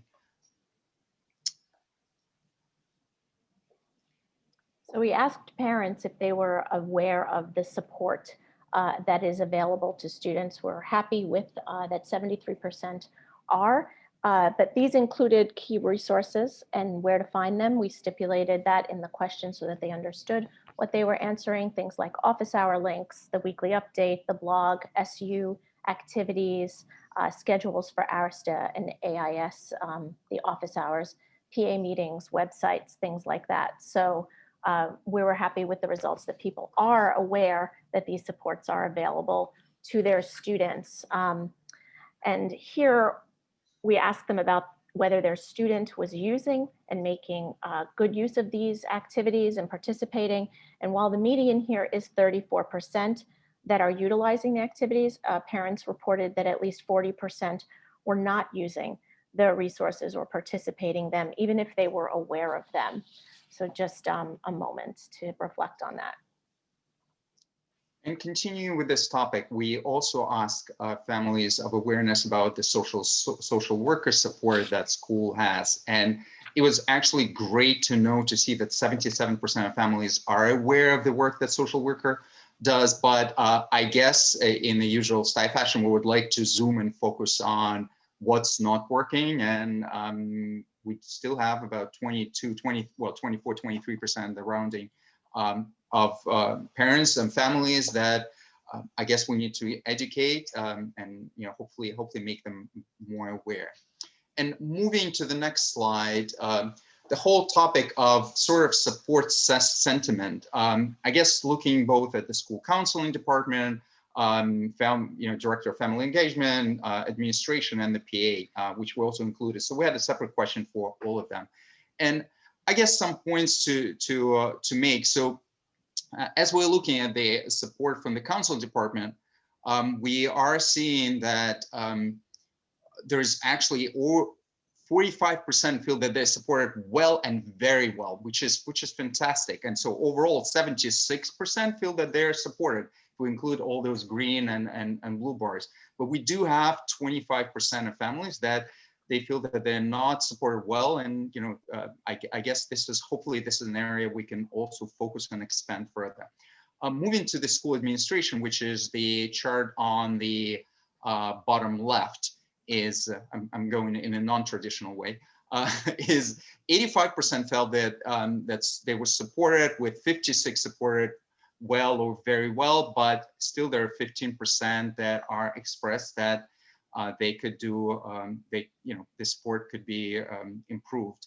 And moving to the director of family engagement, so 95% of respondents felt that they were supported, and 5 felt that they expressed concern with the support. And finally, moving to PA, so which is our area, so we had that 95% felt that they were supported with the work. Oh, I'm sorry, 95% they were supported, and with 74 felt they were supported well or very well, and 8% is the group. So we still have work to do and to focus and see how we can support our parents better. Dina? Oh, no, the next one is mine. And so, yeah, this is me. So commentary, focusing on some suggestions. So among the 371 survey submissions that made suggestions related to improvement, top 2 categories were related to social connection and school reopening. So again, social connection, we hope that both will be taken into consideration. We'll share the results with the administration, but it's really good to know that we're heading in the direction of addressing these, and this is fantastic. That I think this is very reassuring. So about 28% expressed concern about the workload and enforcement of homework policy.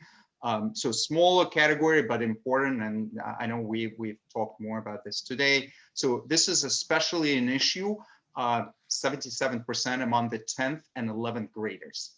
And another noteworthy category is counseling support. About 12% of suggestions ask for more help from the counseling department. So hopefully something that we can celebrate the things that we've done well and we continue doing well, but also look at where we could do things further better or improve. So we're at our next steps slide, and there is further extensive slides to this presentation that were made available in the drive for SLT that you can review, but we wanted to focus on general things today. But next steps suggest school administration review results of this survey. So we are happy to share this with the leadership team for a discussion even further, although it is at the table often, the student mental health and how we can improve it. Evaluate the learnings from the 2021 school year and identify relevant recommendations over the course of the upcoming full return to in-school learning in the 21-22 school year. I believe that this was touched upon in the last discussion. Mr. Shafran had made mention that we are all coming out of a pandemic, and admittedly, whether we are students, faculty, or staff members or parents, that we are all coming from a place of pain. So an evaluation of what we've learned this year in light of the return to school next year would be very valuable. Identifying areas falling into joint collaborative efforts between the PA and school administration, short and long term, starting with education and communication of the related initiatives.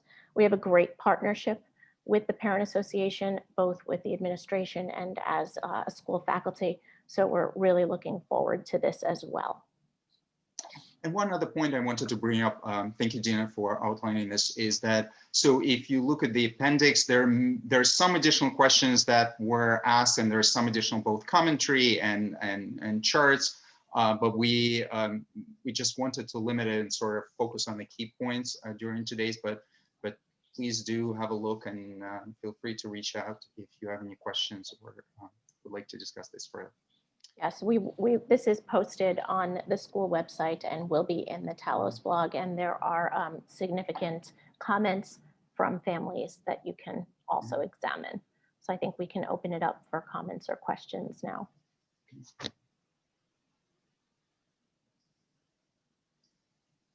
Thank you, Alex and Dina. So any comments and questions on this presentation?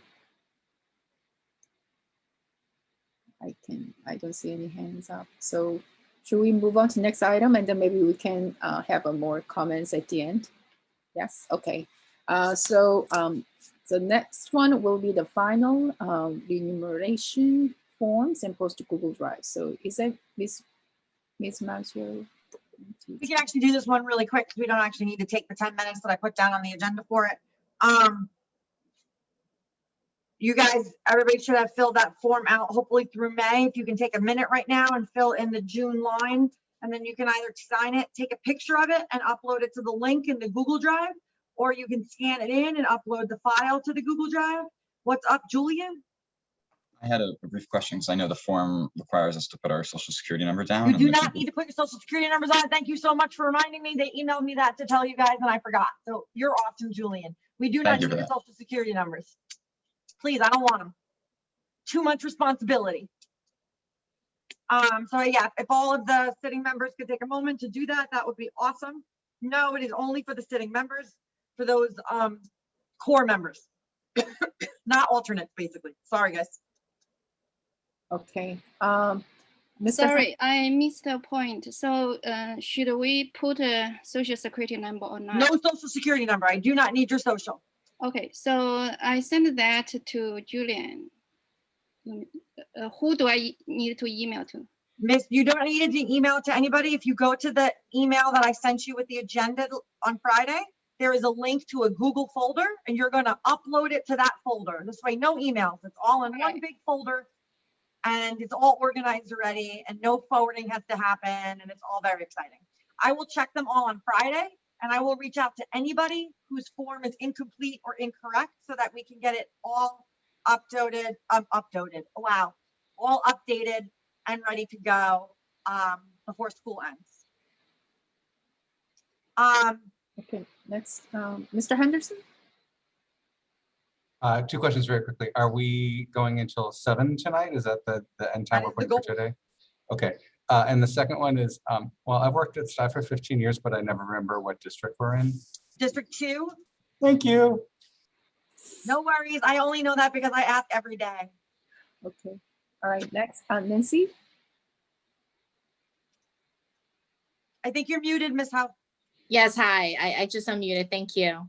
I want to just first thank everyone for their kind notes and the mug. It's been an honor and a pleasure to serve for the past 4 years. And we've done a tremendous amount. And I hope if there's any questions that anyone has for the previous things we've done that may be helpful, because we've talked about a lot of the agenda items, actually every single one since 4 years ago. And Stuyvesant is a huge ship, so any changes that needs to be made, I think it really needs to consider what the history of Stuyvesant has shaped to today, as well as taking into account that we are in a very different period that may skew some thinking and the proposals that are coming out. At the same time, I do want to ask a question about a remuneration form. We've attended a lot of the SLT meetings that were special meetings since last June. We don't enter into that. Okay. And none of the C30s or anything, we don't enter. Okay, just want to confirm that. So anyway, thank everyone for their support and the camaraderie. It's been a awesome 4 years. Unfortunately, we end up in this remote goodbye. So I want to thank everyone for their support and friendship over the 4 years. I'm going to miss you all.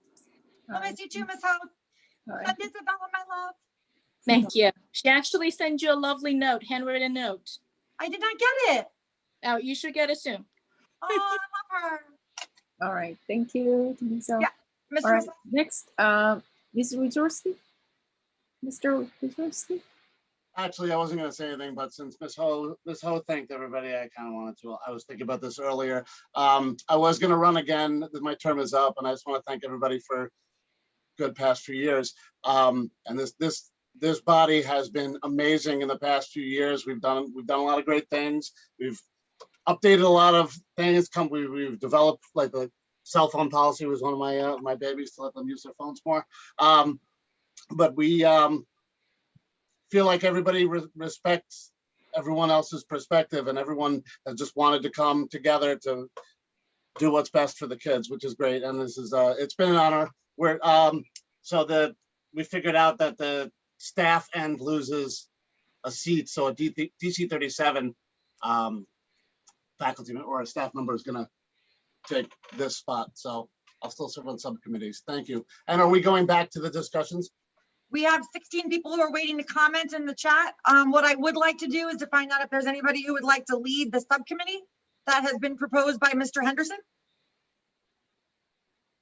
Mr. Henderson would. Mr. Henderson, that is amazing. Like is a very strong word here. Feel responsible is more like what I would say. Everybody, once again, if you have not yet put your name in the chat because you would like to be on that subcommittee, please do that now. We will forward that information to Mr. Henderson and he will reach out to you. Should anybody list, I think we have quite a big group right there. So yeah, awesome. Are you excited, Mr. Henderson? I'm so excited for you, my friend. We do have 16 people waiting to chat and they have been eagerly anticipating with their hands up this entire time. We could do 7 minutes of discussion. I would very much like for Ms. Ju to speak because we actually skipped her earlier and an alternate spoke instead. Are we okay with Ms. Ju giving her comment? And then, I'm sorry, I think I say your name wrong. I'm so sorry if I do. I'm so sorry. Is that okay with everybody? Yes, Mr. Wasowski?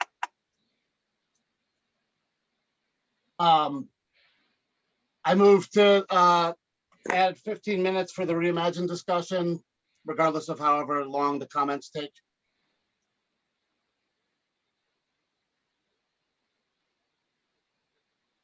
Is there a motion to approve them? I second. Okay, so we'll extend 15 minutes more discussion on the reimagined style committee. Okay, so Ms. Maggio, should I continue that from the alternate who haven't speak before, the 3 of them are there, and then go to observer comments, or should I directly go to observer comments and come back? I actually need to get consensus on that first before we go. So if I can see the hands of only SLT members, not alternates or guests, please, if they want to continue. So I see 1 hand, 2 hands, 3 hands, 4 hands, 5 hands. Sorry, what are we continuing? 15 more minutes on the reimagined style discussion. So I think that's consensus. I can't tell. Ms. Pedrick, Mr. That looks good to me. I think we're there. All right, yeah, let's go. 15 minutes. Okay. We're going to start with Ms. Ju. I'm sorry if I say your name wrong. I really feel like I'm saying it wrong.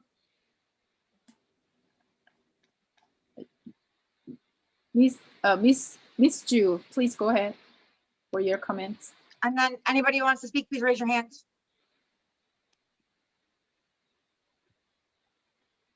Oh yeah, yeah. I think the short lecture duration is more humane to students because 5-10 minutes class break is critical for students' health. They need the short class break to stretch a little bit, drink water, go to the bathroom, or simply relax. That's especially good for some girls during special monthly time, or for some students, they are feeling sick. The class break may also be a good time for some students quickly review the learning points before or after class. But if a longer class, it would be too many contents for students to review. Yeah, so so I really think the schedule, the longer duration is too much for students. Maybe easier for the lecturers, for teachers, but not for students. Thank you, Ms. Ju. Next, Mrs. Miona Jan. Yes. Before we're talking about like the student mental health, but when you put 2 periods together, it make the class like almost like a 2 hour. That is, I don't think it's going to help the student mental health, because like you put too much at one day. And also you say like give the student have more time to do the homework, but the teacher, anyway, the teacher had to cover the whole lesson. So that means like we're going to put 2-day homework together. So I don't think it's going to help the student for the homework. And also probably if the student had a time manager problem, I think that's the teacher to taking the responsibility to teach them to have the time management to do the homework.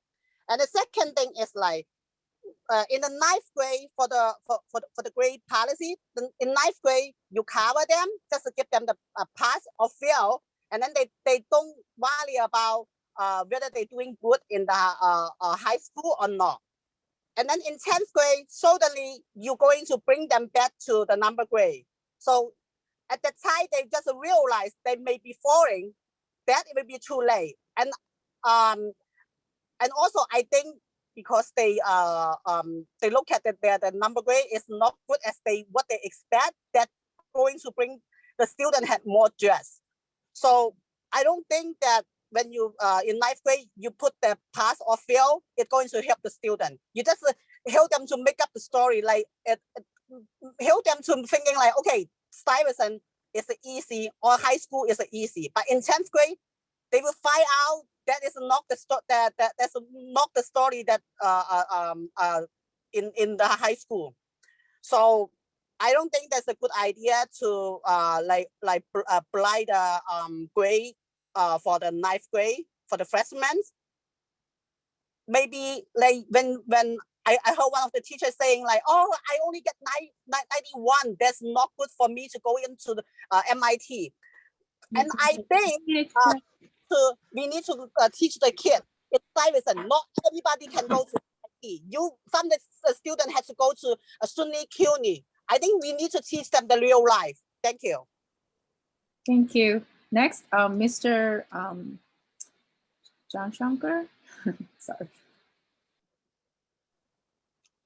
That was. Oh, you're back. Okay, good. Yeah, that was actually very close. Thank you, Ms. Murdoch.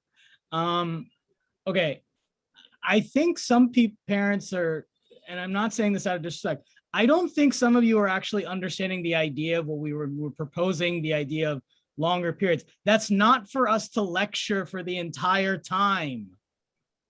We want to use that time to actually take my kids have told me one of the best things I've done in my classes is taking one thing and look at it from 3 or 4 different perspectives so they can all think about it. The problem is you can't do it all the time in 40 minutes. So that's one of the things why we've been trying to push this. It's not for us to do a chalk and talk drill thing for 55 minutes or whatever we want to do. That's not what we want. Nobody wants that. And on top of that, you know, we want to try and get people to stop identifying themselves with the number on a sheet of paper. I actually write a number on a piece of paper the first day and I tear it up in front of the kids. I didn't do it in remotely, that looks weird, but you know, I always do that because I don't want them to identify. You are not a grade on a piece of paper. You are a human being. You are allowed to make mistakes. So I think we have to, the more we can do to help students realize that it's actually okay to make mistakes and fail while not getting a failing grade. They're 2 different things. And if we don't do that, we're not doing anything to promote positive change in a place that we all claim to love. And I'm sorry my voice is getting raised, but I was sitting on that for a while, and I do not mean any disrespect to anybody. But those are my 2 cents right there. All right, thank you. Next, Mrs. Giordano. Hi, thank you. I just wanted to thank the Reimagine team for the recommendations. I really appreciate them, and I especially wanted to point out how much I appreciate the fact that there was a reach out to the Stuy alumni. That is huge. I think it is really huge that we're talking to recent graduates about their experience now that they've gone to college and they can reflect on what went on at Stuy. And I really think that's a key to making decisions moving forward. And I'm really happy that a subcommittee is being formed. I know it's a lot of work to do that at the end of the year, but I really find having more voices in the room, not just the teachers, particularly the students and the parents and the staff, but particularly the students in the room with the teachers talking about particularly the schedule. I think that's really where there is the most room for talking. And I'm a little confused, and maybe I didn't get it, but going to 12 periods, I wasn't sure if that was in order to fit in office hours at the end of the day, or in order to fit in homeroom once a week, or I just wasn't sure how we got to 12, but I just wanted to put that out there. I didn't quite understand that, but I thank you all really for that proposal today. Thank you. Next, Justin Murdoch.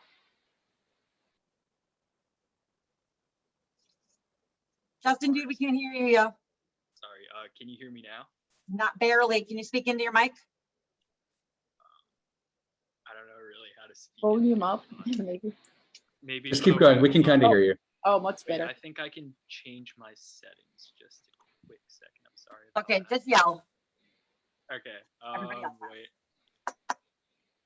Okay, Justin, then I will come back to you after James Lane. Can you hear me now? Okay. Hi. First of all, I'd like to apologize for, like being the first one. Should I yell for Justin or? Okay, Justin, I will come back to you later. So We'll be right back, Justin, I promise. Okay. First of all, I'd like to apologize for, stealing the honor of being the first one commenting on this one and being an alternate and all. So after listening everybody's, discussion, I have a couple of things, especially after listening to Ms. Dan's comment, worry about how the ninth grade with the letter grade and going to a numerical grade. I'd like to remake my proposal, say, get rid of numerical grade altogether throughout the grade. If it works for so many schools, high schools within this country, why not for STY? As to Department of Education, whether they agree with it, that's the how part. I think we should just look at what to do, and if it's possible, just get rid of it. I think the only thing that numerical grade make it easier is for the college admission officers, easier to rank the students. And I don't think there's any difference between a 91% GPA student versus a 95% student GPA. So I'm 100% behind that. And as for the longer class times, that's needed for some of the classes. And we can talk about how you can put a break in between. Even in middle school, there's a thing called double period, and it's just a matter of scheduling. So those are just my 2 additional comments here. Thank you very much for the time. Yes. All right, Justin, you got this. Okay, can you hear me now? All right, awesome. I guess AirPods are pretty garbage. Whatever. Nonetheless, I just want to make some general comments. First and foremost, I believe the STY Reimagine Committee definitely demonstrates genuine change, the change that we've been waiting for a very long time throughout this year in remote learning. I think they're very cognizant of the fact that we cannot go full throttle. One of my peers who is going to be graduating told me that throughout their time in junior year, in fact, when it was in person before COVID hit, it was definitely really tough. It was like a beat down sort of thing. By the way, huge shout out to Julian and Sarai. They've done a lot for this SLT, and I'm really proud of them. And it's sad to see them go, but of course we can't. Can't forget about the students. Nonetheless, I just want to make some, comments in regards to STY Reimagine. Of course, I generally support it. I have a few remarks that I want to make there. Regarding the 1 through 5 this year, I noticed that even teachers admitted as well, there's this huge rush to sort of finish the curriculum. And of course, if we're having half the time, the fourth the time, third the time, sorry, I don't have the math at hand. That also means being half prepared for the AP exam or something like that. And that also puts the burden on both the teachers and the students, who are obviously both worried about, doing well there. So of course, I don't think that we should just immediately go back to the 1 to 10, immediately do tests at full force, immediately do homework at full force. I think that would just be a lot on teachers, parents, students alike. So I think we have to strike that middle ground. And of course, we can't flesh out concrete plans today. So I hope that through a subcommittee, we can make something that acknowledges the concerns of all constituencies here. Thank you. Thank you, Jonathan. All right, next, Mr. Henderson. Thanks. Just very briefly, I wanted to say we keep a couple times people have mentioned like a 12 period schedule, and my understanding is that that is going to cause a ton of complications. There's not like a schedule. Like we need to figure out what will work, and I think probably a 10 period schedule is easier. We don't know. We're going to have to probably get a lot of support for if we're even talking about we're going to have to figure out how to do scheduling. It'll be really hard, and that's not fair to Jonathan to do that without significant sort of thought. But the main thing about having a subcommittee is like a lot of these concerns that we have are things that have been researched. And you know, there's a lot of research about schedules. There's a lot of research about you know, a homeroom happening more often and more intentionally. And like, I think these are things that we can actually kind of find out about and talk about for next year and talk about in longer terms as well. So I just want to, oh, and the last thing is there are like so a lot of our sister schools, not quite sister schools, like Townsend Harris, for instance, or Beacon, both have some version of a block schedule using 10 periods. There's ways we can figure it out. It's, you know, that would be hard, but let us figure out how it's possible before we like jump to figuring out why it won't work. Thanks, bye. Thank you. Next, Mr. Chang. Hi, I'm not sure if anyone mentioned this already, but letter grades have numerical equivalents. And you know, you assign a kid an E, it means a 95, and then 95 gets average. So you're just basically saying we're giving everyone the same like type of grades, and it makes no difference. That was my main point. Sorry. Awesome. And Ms. Ju, Yes. you got 2 minutes. Yes, I just have a quick question. So when we talk about the grading policy and the scheduling change, should we include anyone from the college office? Because this would affect college application. How would that affect college application? I think it should be important to include college, someone from college office. So maybe it will have positive or negative effects on that. Yeah, because when we talk about that, we don't know how it, because it's not us who cause the problem. It's the college admission officers. They want to see, they want to know how the student do well in high school, and they want to pick what kind of student with what kind of academic success. Ms. Zhang, I think you're going to be our last question on this because we've reached our 15-minute point, and we need to get to the commenters who are waiting to speak.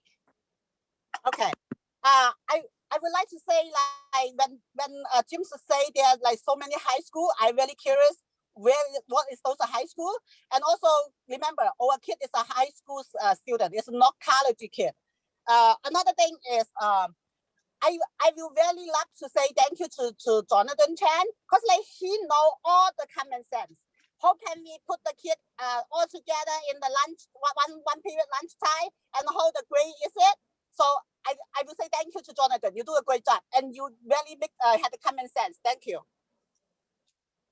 Thank you so much, Ms. Zhang. So I believe we need an administrator to sit on this subcommittee. Is that Ms. Daves, am I correct on that? I'm happy to, Ms. Maggio. Perfect. I guess I just see, thank you. And then, yes, Principal Yu?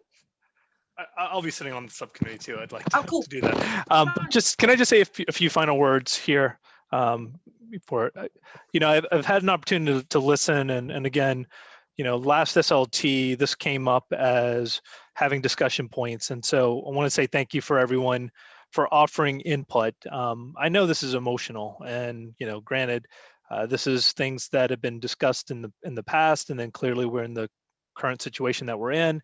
And again, we're never at the pace that I'm sure everyone would like. You know, my goal tonight was just to listen. As I said before, you know, we're never short on ideas. It's about the execution and implementation. So tonight was really to inquire and to learn and to hear. So I do appreciate everyone offering their feedback. one of the things that, I think you're hearing and seeing is, and why we asked Mr. Chang to be here as well as the program chair, is because, again, all of these different moving parts have to fit in within the constraints of space, collective bargaining, graduation requirements. And Mr. Henderson made a really good point. Like, we're not, the goal isn't to shoot everything down. The goal is to see what's potentially possible. But I do want to be very clear here as well. These are conversations that we've been having with Mr. Chang. And, again, for those who may have done programming, will know understand the complications here about all the different constraints that we have to consider. So we're going to continue to examine what we can examine and clearly think about all the different opportunities. But I want to be very clear here. Again, this is why we work with Ms. Daves to figure out what are some of the trade-offs, as well as some of the concessions that everyone would have to make in order for us to be able to make some of these moves. I'm all for looking at and examining what could potentially be, good for the school, good for the type of experience that we want young people to have, good for the staff members. But this is something that's going to continue to, again, have to be back and forth. And then the last thing I'll say before we go into commentary is this. Someone had made mention, again, we're kind of in a position now where we know that something needs to be done. We know that there needs to be, an examination of things. I think the one thing that I would end on is this. It's really, what are the adults? We can change the structures and we can do some of these things, but ultimately we still have the same people, and we have to be able to make these types of commitments. And so again, whether it's more time and, over the course of a period or not, it's still about developing relationships. It's still about making sure that, again, we're moving in the same direction about how we want the adults and the young people interacting. And so again, as we do think about some of these possible opportunities, as well as potential changes, we do want to make sure that, again, we're all on board so that we as the individuals can make those changes on behalf of Stuyvesant. So I'll close with that. Thanks, Ms. Maggio, for letting me say a few words. All right, I'll forgive you. Ms. Murdoch, I'll take over, okay, for the last bit so that I can time them for you. Yes, thank you. Miss Ingram, I was right with the first two people on the list. So Miss Shandon is already here and able to speak, and she is your first commenter. So commenters, I apologize for the delay. Super glad you guys are all still here, and I'm going to cut you off at 60 seconds. So please make sure that you are in your 30 to 60 second time frame. And you can go, Miss Chandan. Hello, everyone. My name is Upjit Chandan. I'm a parent of a freshman, Kai. I want to begin by thanking the teachers and counselors who've been part of the Reimagining Stuyvesant Committee. I found the ideas that were proposed exciting, interesting, and innovative, and I want to thank you for all the work that went into that. I appreciate all of the recommendations. I think, of course, that the nitty-gritty, the details have to be figured out. I like the idea of the freshman year grading, using ESNU, increasing homeroom frequency, especially next year when students are coming back after having very little time learning and getting to know and learning with their peers, except in a remote environment. Office hours, I can't speak directly to the scheduling issues, but I do want to say, I think ensuring that our students know that they're not measured by a number, but actually by their growth and development is critical. And also my last point, I know I'm running out of time, is that I think the notion of having a schedule that allows for longer, deeper, and more meaningful engagement is really critical for the intellectual growth of our students. Thank you. I think that was missing in part this year. Thank you so much for your time. All right, Ms. Quenzer. Yeah, hi. So what I wanted to say was I'm in favor of the letter grades for the fall semester. I do agree that Jonathan has a good point that those letter grades would eventually get converted into number grades and they're going to be flat. So if we implement that, students and parents do have to be aware of that, and they need to decide whether or not they would rather have these flat grades versus the fine gradation of number grades, which admittedly would be more stressful for them to have. Oh, Ms. Quenzer, you are under excellent work. Thank you so much. Alice Chan, you are next. Hello, I'm a freshman parent, and first of all, I want to thank you, the Reimagine Stuyvesant committee. I appreciate the teachers, all the hard work to have this, suggestions and programs for our better kids. I'm for the increase the homework frequency so then it can create a community for the kids, and also the office hours. From the teacher into the school day is good for the kids. In terms of the grades, I guess as long as the grades get into the GPA, I think the student has to accept that they get that certain grade. I mean, if I'm not sure they feel better if they get a letter grade, because at the end of the day, they know their grades. They know the numeric grades. So my last point is on scheduling. I hope the I can join the subcommittee. I'm not sure if there's a bylaw to limit it that SLT members to join the subcommittee. But I would love to join if it's available for me. Thank you. Ms. Ingram, it is open to non-SLT members, yeah? Yes, it is. You have to make it available to everyone who would like to Mr. join. Henderson's going to be all over that when I send him the list. So Miss Alice Chan. But I am not all over the list, so please make sure you are keeping a list for me. We got it. We'll send you the chat, my friend. Thank you. Next is Miss Garber. What's up, lady? Oh, how you doing? All right. Okay. Good. You got That's 1 minute. All right. So first of all, I think that's a great idea, the block classes. You have more time to go deeper. That could mean videos, games, activities. It could even mean maybe going outside if you're talking about the environment. It embellishes the class. I'm wondering if there's such a problem with scheduling, can we do it 3 times a month? Can there be an option? Maybe certain classes like the sciences need it more frequently. Maybe a class such as health or social studies who would be happy once every other week. So I'm wondering, can we do these blocks, but can we maybe space it out a little bit so it's a little easier for the scheduling?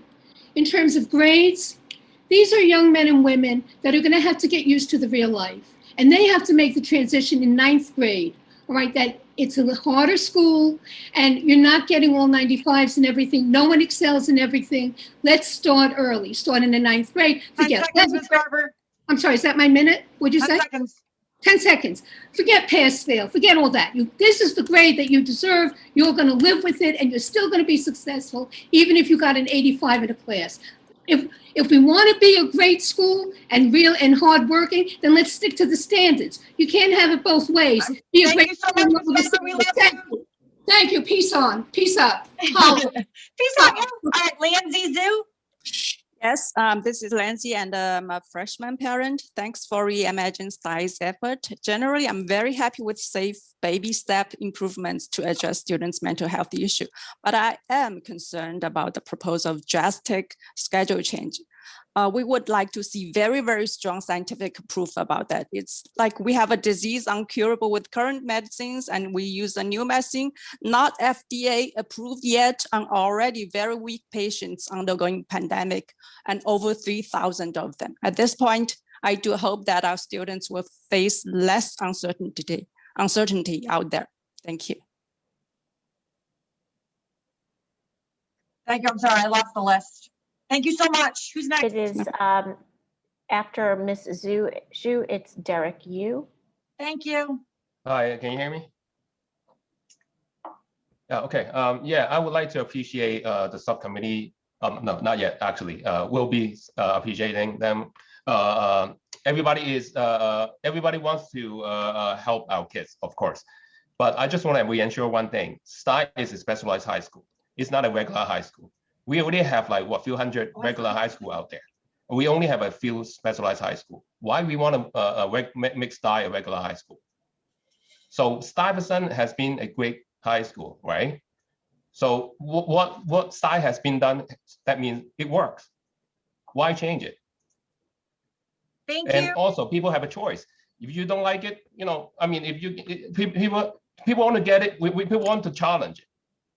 People want to challenge. That's why they want to get into Stuyvesant, right? If they don't want to, they can choose out of school. That's it. Okay, I'm sorry. Thank you so much, Mr. Yu. Appreciate it. Up next is Sophie Zhang. Oh, I said that wrong. Sophie Zhang? Sophie Zhuang, yes. Thank you, Ms. Maggio. Okay, good evening. Okay, first, I would like to thank the Style Image team for putting all this together. Mental health is always an important issue, to all of us. I want to say there were a lot of issues, a lot of things that contribute to the mental health, a person's mental health. I would like to echo what Ms. Ting Yu says. Okay, I believe the grades have been dropping since 2013. I believe this is kind of caused by increased screen time and reduced physical activities. I would like to, maybe we should do more research on this part. I would like, the team to focus on this part more, basically.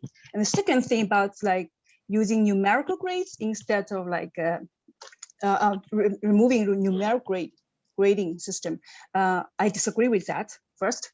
Okay, first, is this okay by DOE, right? This is a public school. Okay, second, okay, students need to be taught to face reality. There were a lot of bad news out there. Do we shut them from the bad news? No, we guide them. So we need to guide them instead of just shutting it down, okay, removing, totally removing it. Yeah. We appreciate it. I'm so sorry, everybody. We're just on a time crunch. Joyce Lee is next. Thank you, everyone, for the time. I'm a freshman parent. The first point I want to say is we should be careful to make any systematic change before we fully understand its impact. I want to talk about the schedule change. We are not here. We not only make the time little longer, we make it less frequent.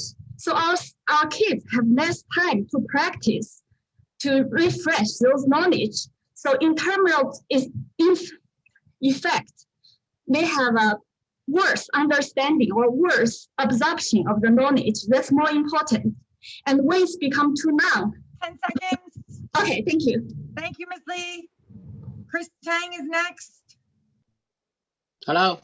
Hi, I'm Chris and a freshman parent. First, I oppose the change of the grading system. The numerical grading is far more objective and fairer to reflect students' performance and achievements. Stuyvesant has a very different learning environment from college. So using MIT as an example to justify the change of the grading system in Stuyvesant is not appropriate. I also disagree on the impact of students' grades and workload on their mental health. This relationship is more an individual opinion than a scientifically proven fact. As the survey showed, there are many other factors like social isolation that are more influential to students' mental health. It's premature and misleading to simply assume that reducing workload or giving lateral grades can solve some students' mental issues. I think after the school reopens, 10 seconds. The students should be given the opportunity to get back to their pre-pandemic schedules as much as possible. And I hope the school and SLT can carefully consider our opinions before making fundamental policy changes that will impact Thank you so much, our Mr. current Tang. and incoming students. Thank you. Thank you. Liping Bao.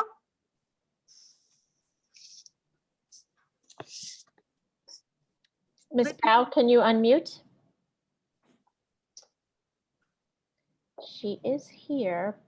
If you would like to go on to Angela Chen while she's unmuting, Angela Chen is here also. Angela Chen. Hi, this is Angela. I'm a junior parent. So thank you, the teacher and the SLT member to try to come up the solution for our student. But however, according to what I listened for the whole section, so I don't think you will, what type of grade you change, there's no pressure on the student. So because I come here, this special high school, they the standard, they need to work, got the job done. So cannot be foolish by tell them, no, you are not doing your job. They still put the effort there. So, and secondly, the longer the period for the school, and I don't think it's worked this way because of this year and the pandemic, our daughter already longer period for the physics. Actually, the teacher taught 2 sections, in one day, and kids were adjusted. I 10 seconds, Ms. Chen. to evaluate the decision right here. And bottom line, and also I want to be a subcommittee. Could you put my name down on that? My name is Angela Chen. Thank you. There'll be an email. Thank you. Okay. Erica I'm so excited Chen. for you, Mr. Henderson. Good evening, everyone. This is Erica Chen. I'm a sophomore parent. I firstly want to say thank you to Reimagine Committee and everyone. It shows our teachers care and love to our students. I support the office hour and homeroom. However, the grading system change might need to be carefully evaluated just because it linked to many factors, including how many courses how student can allow to take. And with text optional, GPA and AP classes become more and more important for college application. How to make STI student look more competitive while some other schools are inflating their students' GPA. And we understand STI 92 could be better than the other schools 98 or 99. However, it's the reality the student have to face the challenge of GPA comparison in college application. So I support the point from Jonathan about these 95 equal to A. This could be a little bit confusing for, the transparency. Anyway, so I believe then there's still a benefit to maintain some transparency for grade. Thank you, everyone. Oh, exactly a minute. Excellent job. Ms. Liping Bao, are you there? Still no? Okay. Then we have Amy Chasko. Yes, hi. Can you hear me? We can. And thank you. You said my name right. Thank you. No one does. Awesome. Okay, so I am the parent of a rising senior. I can almost say that now. So thank you very much to the Reimagine Stuyvesant team. I'm really so pleased and impressed by the spirit of the ideas. I can see that there are some logistical issues to iron out. Obviously, it's very, very complicated, but I think that the essence of this, what I'm saying is that we need to seize the moment when, as someone else in the meeting said, there is no normal. The transition to going back to school is maybe unprecedented in the history of humanity opportunity to rethink how things are done, to deepen learning, reduce stress, and to make the kids love learning again when they go back into the building. And I just want to say quickly about grades. I don't think that grades are really, I just want to say that the toxic culture of cutthroat competition needs to be solved in a different way. I think the grades are kind of a non-issue. Thank you very much for hearing me out. You have a lovely week. You too. Susan Thompson. Yes, hi, this is, have a freshman in the school. I appreciate all the work that has been done.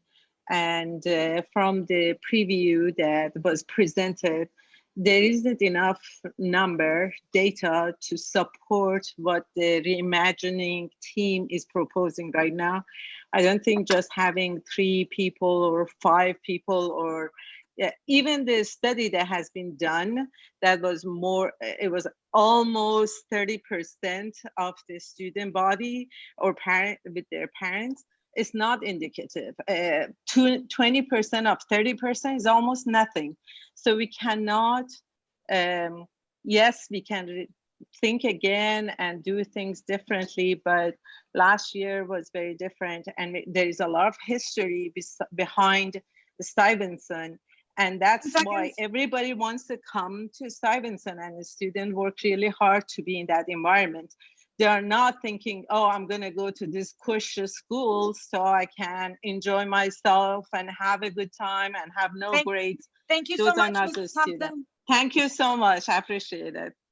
You have a great day. The rest are You not too. present at the meeting. We are done. Woo! Yo, we finished. I'm so proud of you guys. Happy June.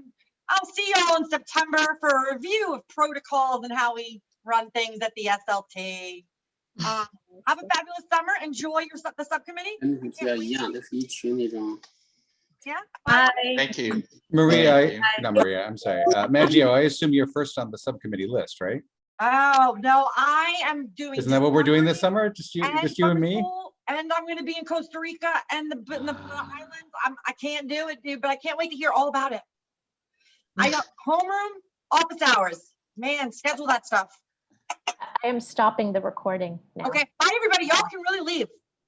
It's all good.